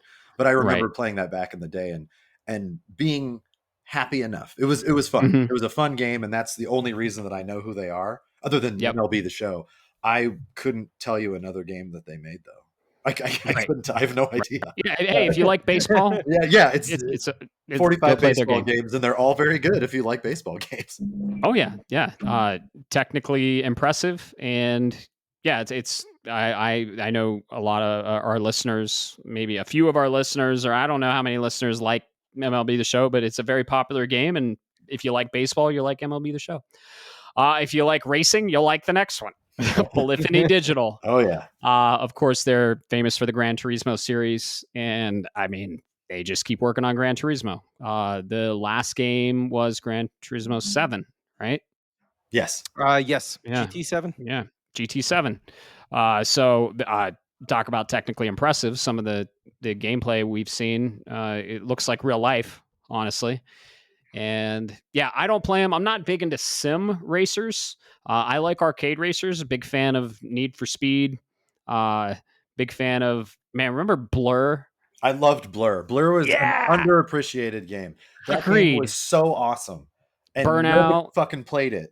But you I played it. Apparently. I love Blur. Blur was good. It was like Need for Speed meets Mario Kart. You guys are talking about the wrong racing game. It's all... Excuse me. Sorry about that. Frog in my throat. LFG Frog. Yes. Oh, Road Rash. It's all about Road Rash. Road Rash was good. Cruising USA. Yeah. More Road Rash, as I like to call it, Mario Kart for adults. Nice. I do. Yeah. I actually have to say, I think the best arcade racer ever is Forza Horizon. I know it was an Xbox exclusive for the longest time, and Forza Horizon 5 just recently came to PlayStation. For those of you that like arcade racers, give it a shot. I thought it was more sim. It's both. It's hybrid. So you can drive around the open world area, let's say, and just kind of fuck around if you want. It's great. Yeah. Or you can go into the real races, but there's things that you can do, such as jump this big long thing. You have to get 2,000 meters or whatever. They're all different jumps and all different things that you can do. It's a sandbox that you drive around in, and you can change all your cars for things that you buy or that you earn. Very cool. It's really good. I think I have around 2,000 gamer score in my Forza Horizon 5, which is basically a platinum plus the DLC. I did everything in the base game, and for that's fucking stupid. It's actually silly. It really is. That's awesome. But they were a lot of fun, and they're a lot of fun. I know it sounds weird to say. When we would host Thanksgiving with my family and my wife's family and extended family, nobody cared about games at all, except maybe my brother-in-law, me, our generation. But I even got my dad to give it a shot, who, remember what I said asked about Banjo-Kazooie to you guys. He said, "Can I drive around in a Ford Pinto?" I popped in a Ford Pinto, and sure enough, you can. It's a piece of shit. It goes really slow, but it didn't matter because he just drove around. I think 5 is in Mexico. Pretty sure it's in Mexico. I played since 3. Nice. I played 3, 4, and 5. So yeah. 4 was in the UK, and then 5 was Mexico. But he was driving around a Ford Pinto, and he was like, "Okay, all right, this is kind of I kind of get it." But it saw the light. Yeah, it was kind of cool just to be able to share that small experience with my dad, because he's a big car lover, and I love the game. So I actually do recommend people try out Forza Horizon 5. It is years old now, but it's new on the PlayStation. And I can't speak to how it runs on the PS5, but it ran well on the Xbox. So I bet it runs better on the PS5, honestly. And that's one of the main 3 Xbox exclusives that we've gotten. We've gotten 2 of the 3. We just need that meat. That big We old just need that meat. that We master. got the veggies and the potatoes. Yeah, we'll get it. We'll get it. Yeah. But Polyphony, Forza and GT Gran Turismo are usually like neck and neck. Mhm. So Polyphony makes Gran Turismo, and they're working on the next Gran Turismo. Absolutely, Let's be honest. Yeah. So I lied. Housemarque is my 6th favorite studio because these next 5 are my top 5. Yeah, they're all great. Let's see. Oh yeah, exactly. Starting with, of course, it's Horizon is in my top 5 games of all time. Guerrilla Games, very famous for, of course, Killzone. But they recently with the PS4, I wouldn't say recently, with the PS4, they created a new IP, Horizon Zero Dawn. And man, the first time I saw this trailer, I was like, what the fuck is this? I'm in. I'm sold. Give it to me. Horizon Zero Dawn was incredible. Horizon Forbidden West was even more incredible, but Horizon still kind of holds a place in my heart because of how awesome it was as a new IP and just the story in the way that story was like way unexpected. Like, oh shit, okay. But yeah, Guerrilla Games, they're working on Horizon 3. Let's be honest. Actually, they're working on this game called Light of Motirum. I don't know if you've Oh heard my of god, it. yeah, right. Yeah. That's so mean. I'm so sorry. No. Sue the shit out of them. 10 cent, like 10 cent needs buried. They got their tentacles all over the game industry. But yeah, that's a topic for a whole other podcast. Apparently they might be working on a multiplayer Horizon project, which I'm not upset about. I'm not against. I would totally like do a Helldivers esque hunt down machine dinosaurs with bow and arrows with my friends. I think I'd be in on that. It depends on how much microtransactions and oh, come on, Bob, you'd be in. You love Horizon. I like Horizon, but I like Horizon for what it is. I like Elden Ring. Yeah. I like Elden Ring. I don't like. I have no interest in Night Ring. My point is, I love what Guerrilla did, especially when you go from Killzone into Horizon. Yeah. We're getting fatigue like with The Last of Us. It's your ex now. You need to move. Oh, trust me. I don't want it, but if it comes out, I would have my eye on it. I hope they're just working on the sequel. I hope they're working on Horizon 3, the Desolate North. I don't know. But what if it's called that? That'd be so fun. That'd be so cool. You heard it here first, folks. Yes, exactly. Because I'm not going to spoil anything, but the next game is going to be North. Let's just say that, because it was the DLC kind of pointed us in that direction. They pointed in that direction, eh? So I just want, if they're going to do a multiplayer, I think anytime any player has focus mode, it should slow the game down for everybody. Oh, shit. Just be a pain in the ass. Like, what the hell? Playing it like 15 right. frames a second. Your frame drops because that guy's going to shoot you in the head and you can't do anything about it. Oh, no. Awesome. I don't want a multiplayer from this studio. I really don't. But this is one of the few that I don't know, hunting down machine dinosaurs with the bow and arrow. I think it'd be all right. See, I think they should flip it. I think you should be the machine dinosaurs trying to collect some people. I think that would actually make for a more interesting multiplayer game. Right. Because you're like an asymmetric. Well, you think about it. I don't know. I don't want to throw in Jurassic Park, but velociraptors hunt in packs, right? Yeah. So you could have a pack of those types of machines that are trying to attack a village. And so you're fighting 60 people, 60 people in a village, and you're just three dinosaurs, and you're just going in and destroying shit. No. I feel like it would be the Rampage or the Primal Rage. Oh, yeah. I could see that working out. Evolve. I know that's, well, kind of, but in the Horizon IP, I don't want it, but I would pay attention to it if they did something that flipped it on its head. I could get excited about that. But I don't want any of this. I want Horizon 3. Yes, let me be clear. I want Horizon 3. Horizon Forbidden West was a world's better, honestly, than Zero Dawn. Technically, it's one of the prettiest games I've ever seen, other than Death Stranding. Death Stranding 2, 2 is taking that mantle. But there's a lot more going on. Like there's a lot of more sci-fi elements, right? Death Stranding it's sci-fi for sure, but you know what I mean. So it's sci-fi, but there's this sense of intrigue and adventure and discovery. And Ashley Birch is probably a very wonderful woman, but Aloy is kind of flat toned. Sorry, I had to do it. But my point is this. You're going so hard off the rails with the genre and the way it fits. Like it's you guys ever seen the movie Heavyweights? Yeah.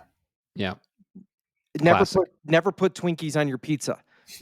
That's what I think of when I think of any kind of multiplayer online Horizon. Do not put it sounds good until you try it, and you're gonna take all of what was great and truly wonderful about Horizon and turn it around. So I don't want to do that because I don't want it. I like Guerrilla Games, but if they were to come out and say, "Hey, we're doing a multiplayer something other Horizon," I would skip it because there are 15 other games that have my interest more. Sure. And you need to send that message to the developers. There's a rumor that Fire Sprite's on that multiplayer game too, but I just give us Horizon 3. So thank you. That's all I want. For sure. Yeah, Guerrilla Games is a oldie in the PlayStation first party studios. It was founded in 2000, and they've made all the Killzone games. So they are one of the greats. Another one of the greats, and we're getting a game from them in October. The legendary Sucker Punch Productions. Yes. Sucker Punch Productions. Infamous, right? Infamous 1 and 2, Infamous Second Son, Infamous First Light, kind of a spinoff. But then they created a new IP on the PS4 called Ghost of Tsushima. And so good. Amazing, right? Played it in Japanese, so every time I think of the game, I think of when he's about to do a samurai standoff, and he's like, "Take the koi," and it's great every time. I love that. Oh shit! I never did that. You played it in Japanese? Yeah, I only played it in Japanese. Only in Japanese. The first time, beautiful. Because for Final Fantasy VII Remake and Rebirth, I did English first, just because there's a lot going on. Not that there isn't in Ghost, but I was like, I'm gonna be. I might be killed right away because I don't know what the fuck is going on, but the immersion worked perfectly for me immediately. I was just the whole game I played in Japanese, and it was a masterclass for me. I know for Did people. Did you Kurosawa mode? Yeah, not the whole time. I bounced around because I kind of wanted to see what they offered, but the voice acting, while it was very good in English, because I did play some of it in English after I beat it just to see. The English was great, but the Japanese was how that game, in my opinion, was meant to be played. It was so good. It loved it. Turned it back in the DLC because when the DLC came out, I had it. Iki Island was amazing, and I had to turn it back to Japanese because it just wasn't right for me. The characters were not quite what they need to be. I would recommend it if somebody has time, because you should play it in Japanese. It's awesome. It's so good. I went back through it on the PS5. And then I did the Iki Island DLC. It was awesome. So good. Amazing game. Yeah. Sucker Punch Productions, also famous in the 90s for a 3D action platformer, Sly Cooper. Which you recently played, Bob. Yes. Sucker Punch is I don't want to. I know I'm going to out myself here. I'm sorry, guys. I'm not a complete PlayStation guy. Oh my god! I knew of Sly Cooper. What the hell? I know a lot of the story. Infamous. I bought Second Son and Dying Light and Second Son. First Light. I bought both of them, but I got distracted. Ghost of Tsushima, when it came out, was my game of the year. So that kind of was when I heard Ghost of Yote being announced, I was kind of like, all right, let me go back to the roots of Sucker Punch to kind of see, how did it come to? And I mean, all of that to say, Sly Cooper still holds up very well today. Very good. Nice. If you have your PlayStation, I'm going to say Plus Extra, but don't quote me. You can go play it in the Classics catalog. So it's probably premium, but go play it in the Classics catalog. It takes you 15 hours to do everything, which includes platinum. It is a great 3D platformer collectathon with zany ass characters and even zanier voice acting. But there's a certain level of charm to it. So go check it out. Yeah, they're good. Yeah. They're really good. They are a product of their time, but they're solid games. They're a lot of fun. You got to play Infamous though, Bob. Second Son is amazing. The powers you get is crazy. Right? No, I know. Trust me. I really hope they do a trilogy, like with Cole and Delson. That'd be cool. Give that to me. It's funny you mentioned that, is because I would have to go look back at the timelines, but when in my mind, Infamous was the parallel to another game that I played, and I know it's I'm gonna get you guys are gonna throw freaking burning stakes at me. Prototype. Prototype. You son of a Yeah. bitch! I knew it. God damn it! We knew. I liked Prototype. I Played it. It was good.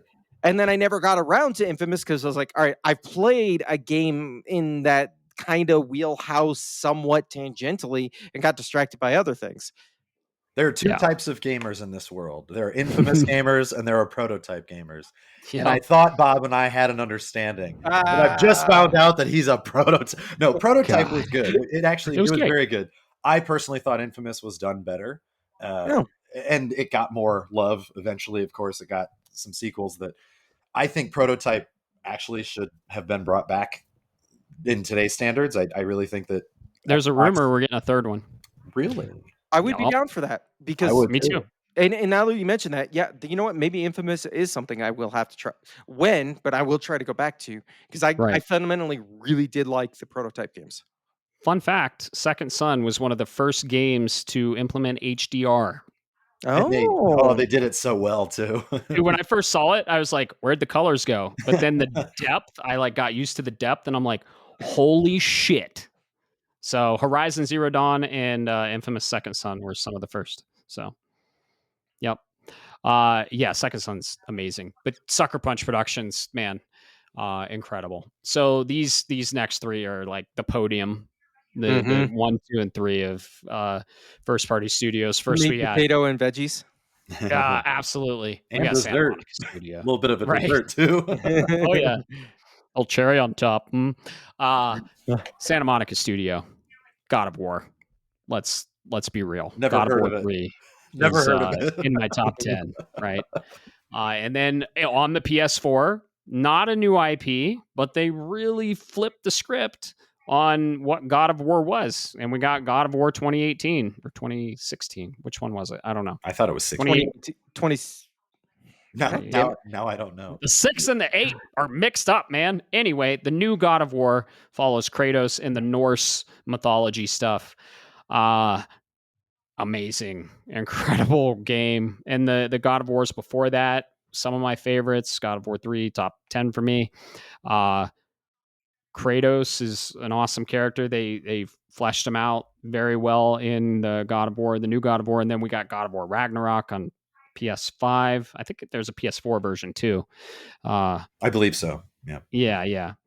But oh man, what they're doing next. We were kind of talking about it. The last thing we got from them was the nice little treat, the free DLC, if you will, God of War Valhalla.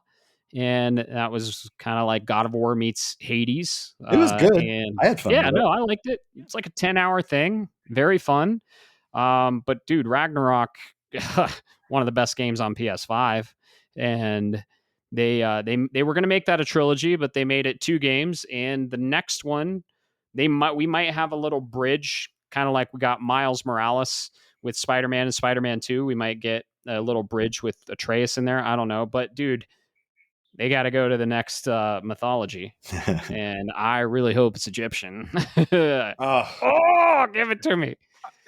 I've heard that, but you know what? I want him to go to true Eastern mythology. Yeah, it can be one of 3, right? Because I mean, maybe I don't know. Not a spoiler, but in Valhalla, they kind of foreshadow either one of 3. We're getting either Japanese Eastern mythology, Celtic. What is it?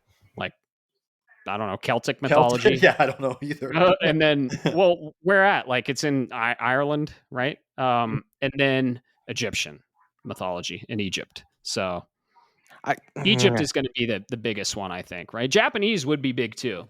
I love that. I love that. Could you imagine Yeah. Kratos just beating the fuck out of some like kaiju creature? Imagine this: God of War mixing with Neo. Like, is there a goal? This? Come on, man. The Kappa, just God of War beating down a Kappa, senseless, Right. spinning him around. Oh, I'd be all for it. Kratos beating the face of Sekhmet in. Ooh, that'd be another good one. I personally Or vote for Anubis. Egyptian because it's Me also a new locale. We got ancient Greece in the first 3, and even a little bit in these ones with flashbacks and stuff. Spoilers, Yep. but not really. We know that they've existed. And then, of course, in this Norse mythology, you have hills, you have trees, you have a lot of green, you have snow, you have mountainous Norway. areas. But in Egypt, not that it's all sand, but it's just a different color palette. It's a different set of gods that are a lot more unique. They stand more on their own. I think nothing against Japanese Eastern mythology or even Chinese mythology.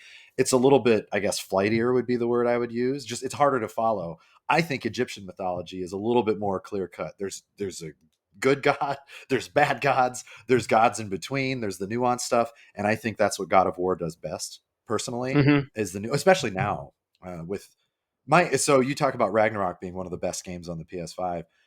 Actually, my favorite in the entire series is God of War, the first one on PS4. Oh yeah. I think that game was just I don't want to say it came out of nowhere, but I remember when the trailer first started, I kind of rolled my eyes because I thought, we've been through Kratos. I don't need this. He's chopping down a tree. Like, what the fuck is this? I didn't really get it. I fully admit that I did not get it. I thought it looked beautiful. I was going to give it a chance because I loved the IP, but I did not expect to love it as much as I did. I thought, holy fuck, you guys reimagined this in such a way that it evolved. It's new, it's fresh. This character who was, let's face it, in the original trilogy, while interesting, Greek tragedy through and through, was kind of one-dimensional. He just, I'm angry and I fucking like that was Kratos.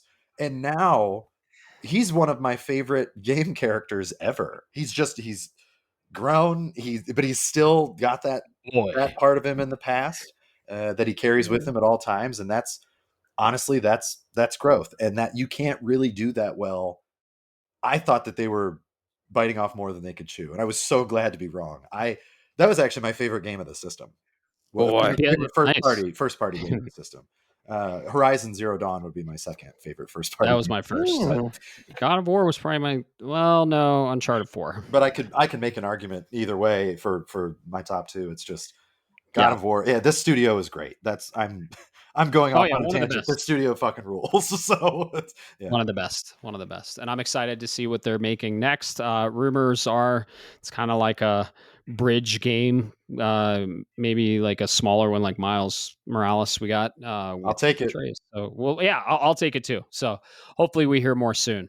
The next one also a king, one of the kings, Insomniac, right? They what haven't they done, right? They did Spyro the Dragon, Ratchet and Clank, Resistance, Spider-Man, another new IP on PS4.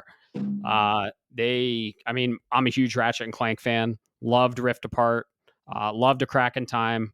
I'd say I'm a huge Spider-Man fan, but man, Ratchet and Clank is like, oh, that's so hard. Spider-Man's so good, and the original was so good too. But this studio is awesome. Of course, they're making a new Marvel IP. Oh, I am so excited for this. Wolverine. This studio has been the victim of a lot of leaks, unfortunately. So I think this is what's delaying stuff a little bit. But I don't know when we're going to see Wolverine. If you went and looked at the early concepts and bitched about it, you're a terrible person and you don't know how game development works, and just shut the fuck up. How about that? Why are his feet going through the floor? Shut your mouth. It's pre-alpha. Like, Jesus. As they play Fallout 3 again. Remember when GTA 6 was leaked and everyone's like, this looks terrible? It's like, dude, do you know how video games are developed? Or are you just a chode? Nobody wants to know how the sausage is made Right. until, or they want to know until they see it, and then they just shit all over it. Yeah. I love that analogy. Then maybe you don't eat sausage anymore. Fuck you. You don't deserve this meat. Like, get out of Exactly. here. That's how I look at it. That is brilliant. I like that. Hey, thanks. Yeah. Video games take a long time to make. They take a lot of revisions. They take a lot of development and creative process. And they take a lot of people to make them and a lot of time. So Insomniac is working on Marvel's Wolverine. They're working on a working on a Wolverine game. I can smell it. Like, I'm just so excited for it. Hey, bub. He actually is my second favorite X-Man. My first favorite is it's Morph, for people that know. I really loved Morph when I was younger. He is not nice. I mean, Wolverine is he just was always my guy. Oh yeah. Morph was different, so it doesn't really count, but I'm beyond excited for this Wolverine game. Yep. Second time this episode, Caleb, you and I are not on the same wavelength. I am not. I was never on the Wolverine camp. I was on the other side of that camp, which you probably already know where I'm going with Cyclops, you motherfucker. No. Wolverine's partner in crime, if you will, but sometimes kind of enemy. His frenemy. Oh, that. Okay. Gambit. Oh, I thought you were going to say Sabretooth, and I was going to say, what? No, Gambit's great. Gambit was awesome. He was just underutilized, I felt. My big thing in Wolverine is he's a big Japanese. He loves Japanese culture and stuff. That's a lot of his. So that's why for me. I totally get that. All right, cool. So in that case, Insomniac, get Wolverine out the door, and then you can give me a Gambit game, please. I want Gambit to be in it. That'd be awesome. Yeah. Apparently, this is building to an actual X-Men game. So give me another alliance. Another thing they're supposedly working on, of course, the next Ratchet and Clank, but also a Venom game, Venom Lethal Protector. So, I mean, Spider-Man 2, not getting into any spoilers, but that was a good game. I can't really say anything beyond that. Yeah, I can't really go into that, can I? Go play Spider-Man 2 if you haven't. That's made by Insomniac Games, and it's awesome. I mean, we knew he was in the marketing. Okay, he was in the marketing, but he was he was in the market. Yes, no, Venom was in the marketing, but yeah. So go play Spider-Man 2 if you haven't. It's incredible. That was their latest project.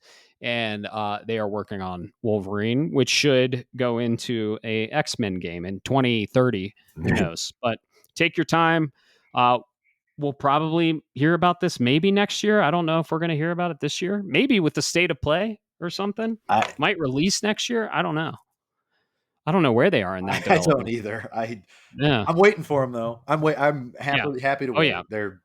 But it's been some years. They do need to shit or get off the pot, as it were. Right. Wolverine doesn't age as fast as we do, so like he's got time, but we don't. PlayStation bought these guys Insomniac for like very, very little money, and dude, their ROI on this thing is just nuts. Like, they've been pumping out games left and right. One of PlayStation's best first-party studios, in my opinion.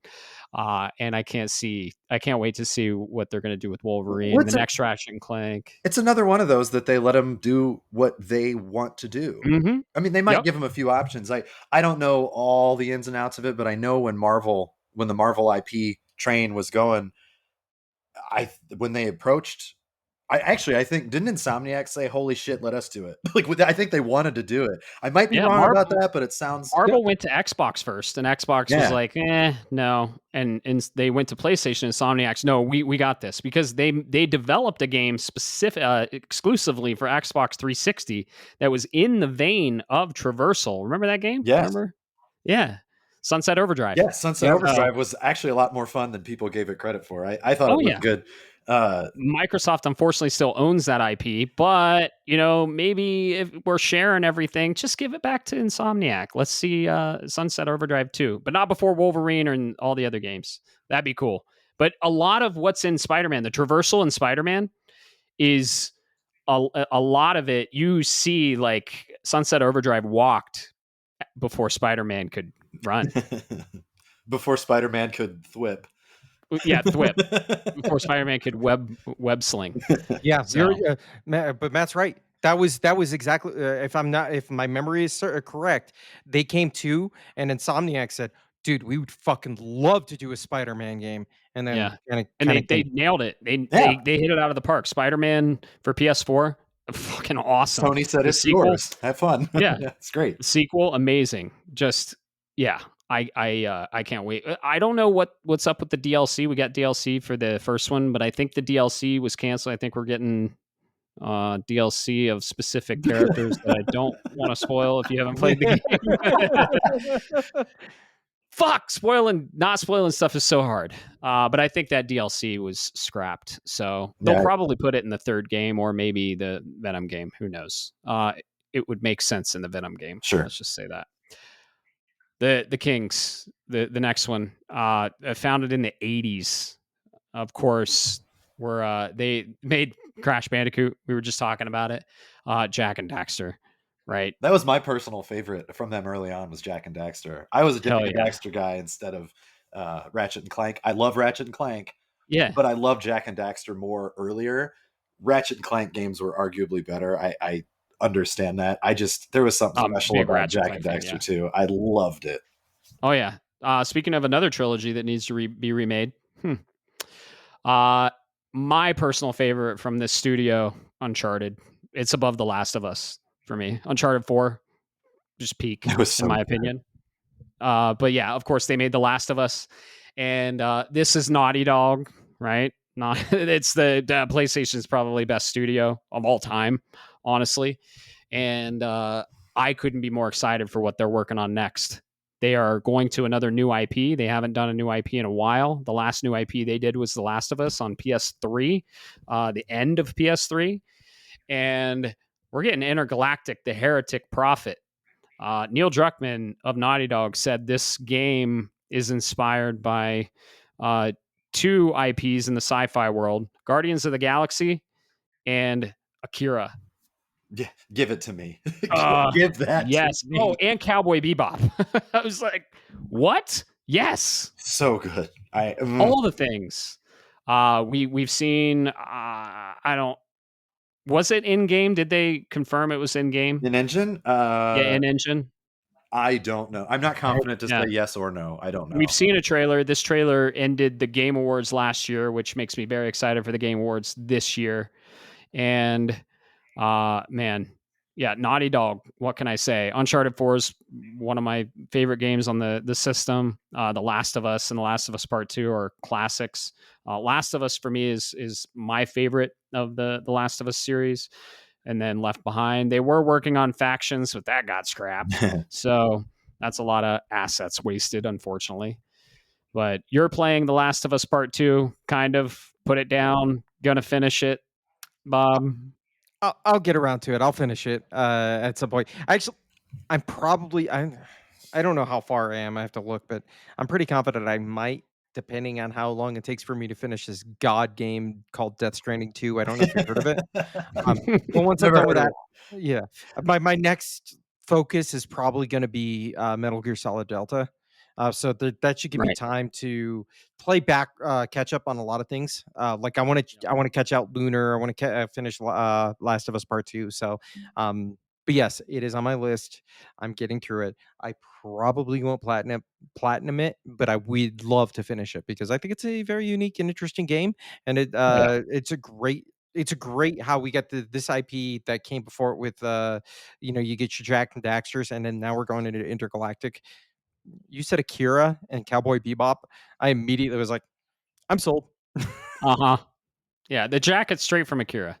I know. Yes, it is. The trailer got a lot of flack from the internet because the internet hates everything. The internet's the internet. Very excited about it from the Me get-go. too. They know how to make worlds, and all. I mean, it's in the trailer. She's in a ship in space. Don't know what the fuck's going on beyond that. Yep. And I'm invested. I'm very invested in what this means. Could it be 90s? Could it be terrible? Anything can be terrible. Anything can be bad. It's always possible. I don't think it No, will it's be. not. I think it's going to be awesome. But I'm just saying, for people that hate Their track on record, the though, internet, like yeah, exactly. They know they what's make, up. yeah. So yeah, they're just the kings of gameplay. They polish every game they make is just perfected, and they're very detail oriented, and just, man, they're a master of their craft for sure. I will say, Naughty Dog is one of the greats. I would add one little caveat to what you said. I agree. I think they're masters of cinematic gameplay, not masters Mhm. of gameplay. There are Mm. so many games that you pick up a game and it's really, really fun, really solid, but it has no story. It's still got really good gameplay. I Mhm. think what Naughty Dog excels at is their narrative driven cinematic gameplay, because Hmm. anytime, using The Last of Us 1 as a reference, when you're about 3 or 4 hours into the game and you're really at your first actual gunfight, or whatever you want to call it, you might not have a gun, you might have a 2x4, right? Mhm. Almost everything you do is cinematic and you're controlling the experience. A lot of games suffered not being able to do that. Even the earlier Right. Mass Effect game, they focused on cinematics. The gameplay itself wasn't as cinematic until 2 and 3. But The Last of Us came out, brand new IP, and every shot you could argue was shot. It was like a movie or a TV Mhm. series. It just looked beautiful. And I come from the film and television background enough. I don't know how the fuck they did that while you could also control. I mean, the over the shoulder camera helps. That's the 3-point perspective is part of that. But I don't know how they do it. I really don't. It's Right. sorcery every time. And the dynamic stuff, right? Like them leaning on a wall. Yes. It's just a lot of dynamic things. Like depending on where you are, Mhm. is what animations the character does, and it's really fucking awesome. Well, nothing is perfect. I mean, even movies Right. have plenty of problems, but it's damn near perfect. How Yeah. they do, how they, somebody bumps into a wall and they just kind of do this with their hand, or they're Mm-hmm. leaning and they're ducking for cover and they just kind of crouch and the lighting hits them the right way. Looks like a shot out of a film. It's Yep. crazy how good that's done. Yeah. You were going to say something, Bob. What? I saw that look in your eyes. No. I just it got me thinking about when you said their Naughty Dog is cinematic. Um, I think back to, I don't want to drag us too far back down the rabbit hole, but I think it goes to Tsushima, and I think of Sly Cooper. That's environmental storytelling. Yeah, definitely, definitely. Oh yeah. So These it really got my wheels spinning in that regard. So I apologize, folks. I have ADHD. these are like PlayStation's top studios, right? They're masters of their craft. Like I said, like they make the games that are critical successes, and some of my favorites. They just, PlayStation honestly just makes the best experiences. They curate their titles, and they take care of their developers, and they I don't know, they take care of their teams, right? They didn't used to buy a lot of people. They partnered with Insomniac like for years. And then they're like, "Okay, we'll purchase you. We think you're a good fit." And it really shows. They give their developers creative freedom. And like even Kojima, second party, of course, but like Kojima went to uh Xbox, he's making OD, but like PlayStation was like, no, we need to get Kojima. And Andrew House at the time was like, no, we're getting Kojima. And Kojima's like, yeah, I want to be with you guys. You get it, and you understand what makes great game development and what makes a great development studio. And PlayStation is just like, you have all these ideas, you make the game, and we'll financially support you and we'll market you. And we know if you have that creative freedom, you're going to make us a fucking awesome title. And I mean, what? The games get 90s plus, like critical successes, amazing games, fun to play. Just, I mean, I'm a huge PlayStation fan. I'm a little biased, right? But you gotta admit, man, they are top tier developers and teams, and on the ranks of Nintendo first party, in my opinion.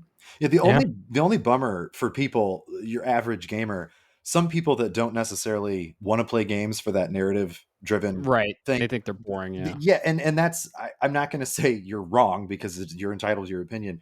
I personally think a person can learn a lot from a lot of these games. The themes that are in these games, The Last of Us Part 2 with revenge begetting revenge, that's a whole conversation that we could have for 6 hours if we wanted to.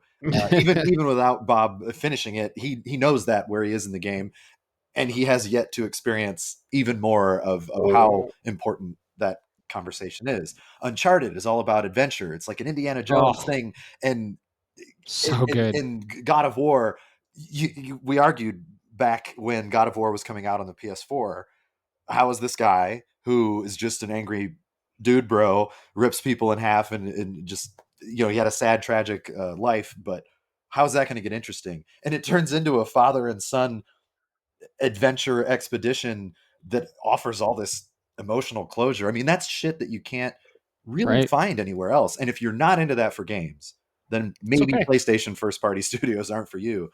But there is almost always something for everybody in these. And I really think it's a bummer that we are in this mini drought where a lot of the live service games that were being made over the last 5 years now, probably 4 or 5 years, 80% of them were canceled. I think that was the right call. It might suck now because we're not getting as many of the first party bangers as we were used to. Let's be honest, with the PS4, we were spoiled. There was always, next first party game right around the corner, and so many new IPs too. Yeah, and we are still getting a little bit of that. It's just game development is a lot harder than it used to be. You've talked about this plenty of times in your earlier casts that we used to get games 6 months to every year and a half, maybe. But that's because we were working in the 8-bit, 16-bit era, even the 32-bit era that had the FMVs. You didn't have mocap actors doing all this voice work and all this shit that they then had to put in the game, that they had to make different animation. It's so complex. And part of what I think is so cool about that crossing the bridge between cinematic storytelling and gameplay, they've married it so well, that PlayStation has married it so well. Third-party developers have also started to do that. You've got CD Projekt Red, you've got Square Enix. I don't know if they actually do full mocap for the voice actors. I'm assuming that they do, but I don't know that. As much as I love Square, I don't know that. I know they have battle mocap. So like the girl who does Tifa for her martial arts, it's the same girl that's been around. She's fucking You watched awesome. that, didn't you? I studied it. No, I think it really is fascinating and amazing how they can make that animation work in combat. It's real time. I would call it semi-real time, but it's real time. And that we didn't do that shit back when Street Fighter came out. It was you just had a guy who drew somebody kicking, and now you've actually got a person who can do 90% of these things. It's so cool to see. And so I think if people turn away from PlayStation first party because I'm not interested in the story, if you've never given it a chance, I would just argue find one of these games that's 10 to 15 hours long. You don't have to get into the 50-hour ones. You don't have to do that. Give it a chance because you might learn something. You might feel something that you didn't know. Like, I don't have kids. Bob, you have children. When I played God of War, PS4, I think I told you guys this on maybe Offcast weeks ago. One of my friends who's been bugging me, he's like, why don't you have kids? Why don't you at least have kids? And there's so many reasons that we don't. But I was never completely against that. It just wasn't something we were going to do. I played God of War for PS4, and I told him, because he hadn't played it, and I recommend games to that friend group, and I said, let me put it this way. This game made me really consider trying to have a son. Because just the relationship they had, good and bad. Atreus is a little shit half the time in that game. That's not a spoiler. He's an asshole because he's a kid. Children are going to do that. And I thought that they nailed that. Cory Barlog nailed that so well that even somebody like me who doesn't have children felt it. I knew Kratos' frustration, but I also knew Atreus's, he was, I don't even remember how old he was in the first game. Was he like 7 to 10 years old or something? I think so. And I remember being 7 to 10. I remember being a little asshole. It's just like that happened because we're all individual and unique. But they did such a good job with that. And I guess my question for you, Bob, is as a person who has children, did you appreciate that when you played God of War? Did you recognize that, or did it feel authentic to you, or am I smelling my own shit? Like, am I crazy? Is what I'm asking. So I can tell you this much: I don't think you're smelling your own shit, but I can't say 100%. And the reason I say that is, um, so there's having kids, and then there's the dynamics that come associated with, like, the parental dynamics that come with being part of that. So the mom, dad, and then the child, and everything else. So Kratos he's a widower. Yeah. He's not a widow, but he's a widower father trying to raise his son, um, who carries a lot of burdens. That part I kind of get, is the whole trying to raise that part. I get from that angle, which is trying to raise your kids while carrying a lot of dark burdens of your past, and a lot of scars. And then trying to teach your children, hey, this is the kind of stuff you don't want to do because I made those mistakes, but you can only get the message across so much, right? I think the greatest line I like to use is, there are some lessons that can never be taught; they can only be learned. Yeah, it's a great line. It's great. Uh, and that's kind of one of those situations. That being said, is the second half of that is, I didn't quite understand the whole widower angle, but from a trying to teach your kid and I did. trying to help him avoid try to help them avoid the mistakes of your past, and then watching Kratos's frustration, but he can't express that frustration, because he has to be the stoic father that leads. Kind of did hit pretty good. I will give you that much. See, that's the crazy thing, because the other thing hit me, the widower thing. I've never been married, but similar thing happened to what happened to Kratos, and like the whole game. I don't know if it's a spoiler, but they want to spread the ashes of his mother on top of the mountains in Jotunheim, and I fucking recently had done that with someone that I cared very much for. So that part hit me pretty heavy. The parenting part, not so much, but I was just like you, Caleb. I was like, man, I kind of want a son now. Which is But weird. then I was It's like, so weird. yeah, to think, right? why did you have a child? Oh, I played this Right. video game where the original protagonist ripped people in half and screamed Yeah. "Zeus!" and everything. Like, that's fucking nonsense. But when you Right. really experience it from the beginning, the middle, the end, or Yeah. where the end to where we were at the time, uh, that's something that I don't think anything but good game development can offer. You can watch a movie and Mhm. you can feel that way, but you're Yeah. not experiencing it the same. I mean, unless you Yeah. have a really, really good director. But Right. in game development, for these, what Sony does really well, in my opinion, and always has, is found those things that are important, whether to people who have already felt it, or they can let people who haven't felt it feel it. Mhm. I'm fortunate that I've been with my high school sweetheart. We're still It's awesome. going. It's great. She's awesome. Um, Literal love of my life. Duh. When I played God of War, I was concerned about becoming a widow. I mean, that was just holy shit. I Right. can't imagine what people go through, but this is the closest that I can get, and that's well, the closest I want to get. I don't want to get any closer than that, but it does put a lot of things into perspective. Games can do that, Mhm. and that's, I just think that's super cool. I will tell you. How am I gonna say this? Because you're right. You're 100% right. That's what they do well. And I'm gonna bring this all the way back to Naughty Dog. Okay. I'm gonna try to do this as best as I can without spoilers for the audience here. Okay. But and I don't want to be too tragic, but let's just say I'm without a certain parent since I was a young child Mm-hmm. due to tragedy. A sequel of a certain game that has now been made into a TV show. There, you see where I'm going with this? That kind of thing is one of those moments where you go, "Oh, I can feel this," and then there's that hits so close to home, it almost makes it uncomfortable, and I think that's what great game design can do. Definitely. Yeah. I go into video games like a good book. Like I want to experience them. I want to immerse myself, and I just want to dive into the story. So I get some people don't like the games. So they might be boring. There might be too many cutscenes. Go play a Kojima game. But yeah, it's just the ultimate storytelling. and PlayStation does it best, in my opinion. So that's let's what do you say we get the hell out of here? Yeah. Yeah, let's call it a day or night in this Yeah. case.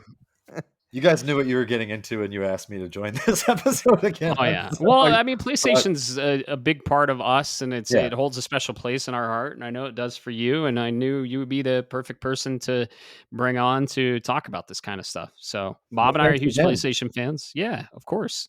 Glad to have you, and thanks for joining. So, what's your guys' favorite first party developer for PlayStation? What's your favorite game? What hits you in the heart, or in your what game hits you? Like, I mean, dude, the beginning of The Last of Us, right? Like, just incredible storytelling here. And I don't know how many times I've cried playing a lot of all games, really, but PlayStation first party does it the best. And we wanted to talk about the state of PlayStation first party developers, wrapping up our 4-part series. So this is the last one, and we wanted to end it with a bang with PlayStation. So thanks so much for everyone listening, and hop on the Discord, talk about it. That's why we're doing this conversation about video games and what they mean to us and how they touch us in our funny places. Ooh. I'm glad that But we yeah. went for the heartfelt God of War and The Last of Us to how they touch us in our funny places. Indeed. How they touch us and how we relate with them on a personal level. So thanks so much for listening. You guys have a great evening. Keep on expanding that chiral network. God damn. Shapes of Gaming is a podcast shaped around gaming and, most importantly, our community. That's you. It is written, created, and recorded in beautiful Colorado Springs, Colorado by me, Matt Stenson, and my good friend Bob Harriman. If you would like to be part of this amazing community, be sure to like, subscribe, or follow us on all the social media platforms or the podcast app of your choice. Thanks so much for listening, and always remember, keep the conversation going, and most importantly, keep gaming.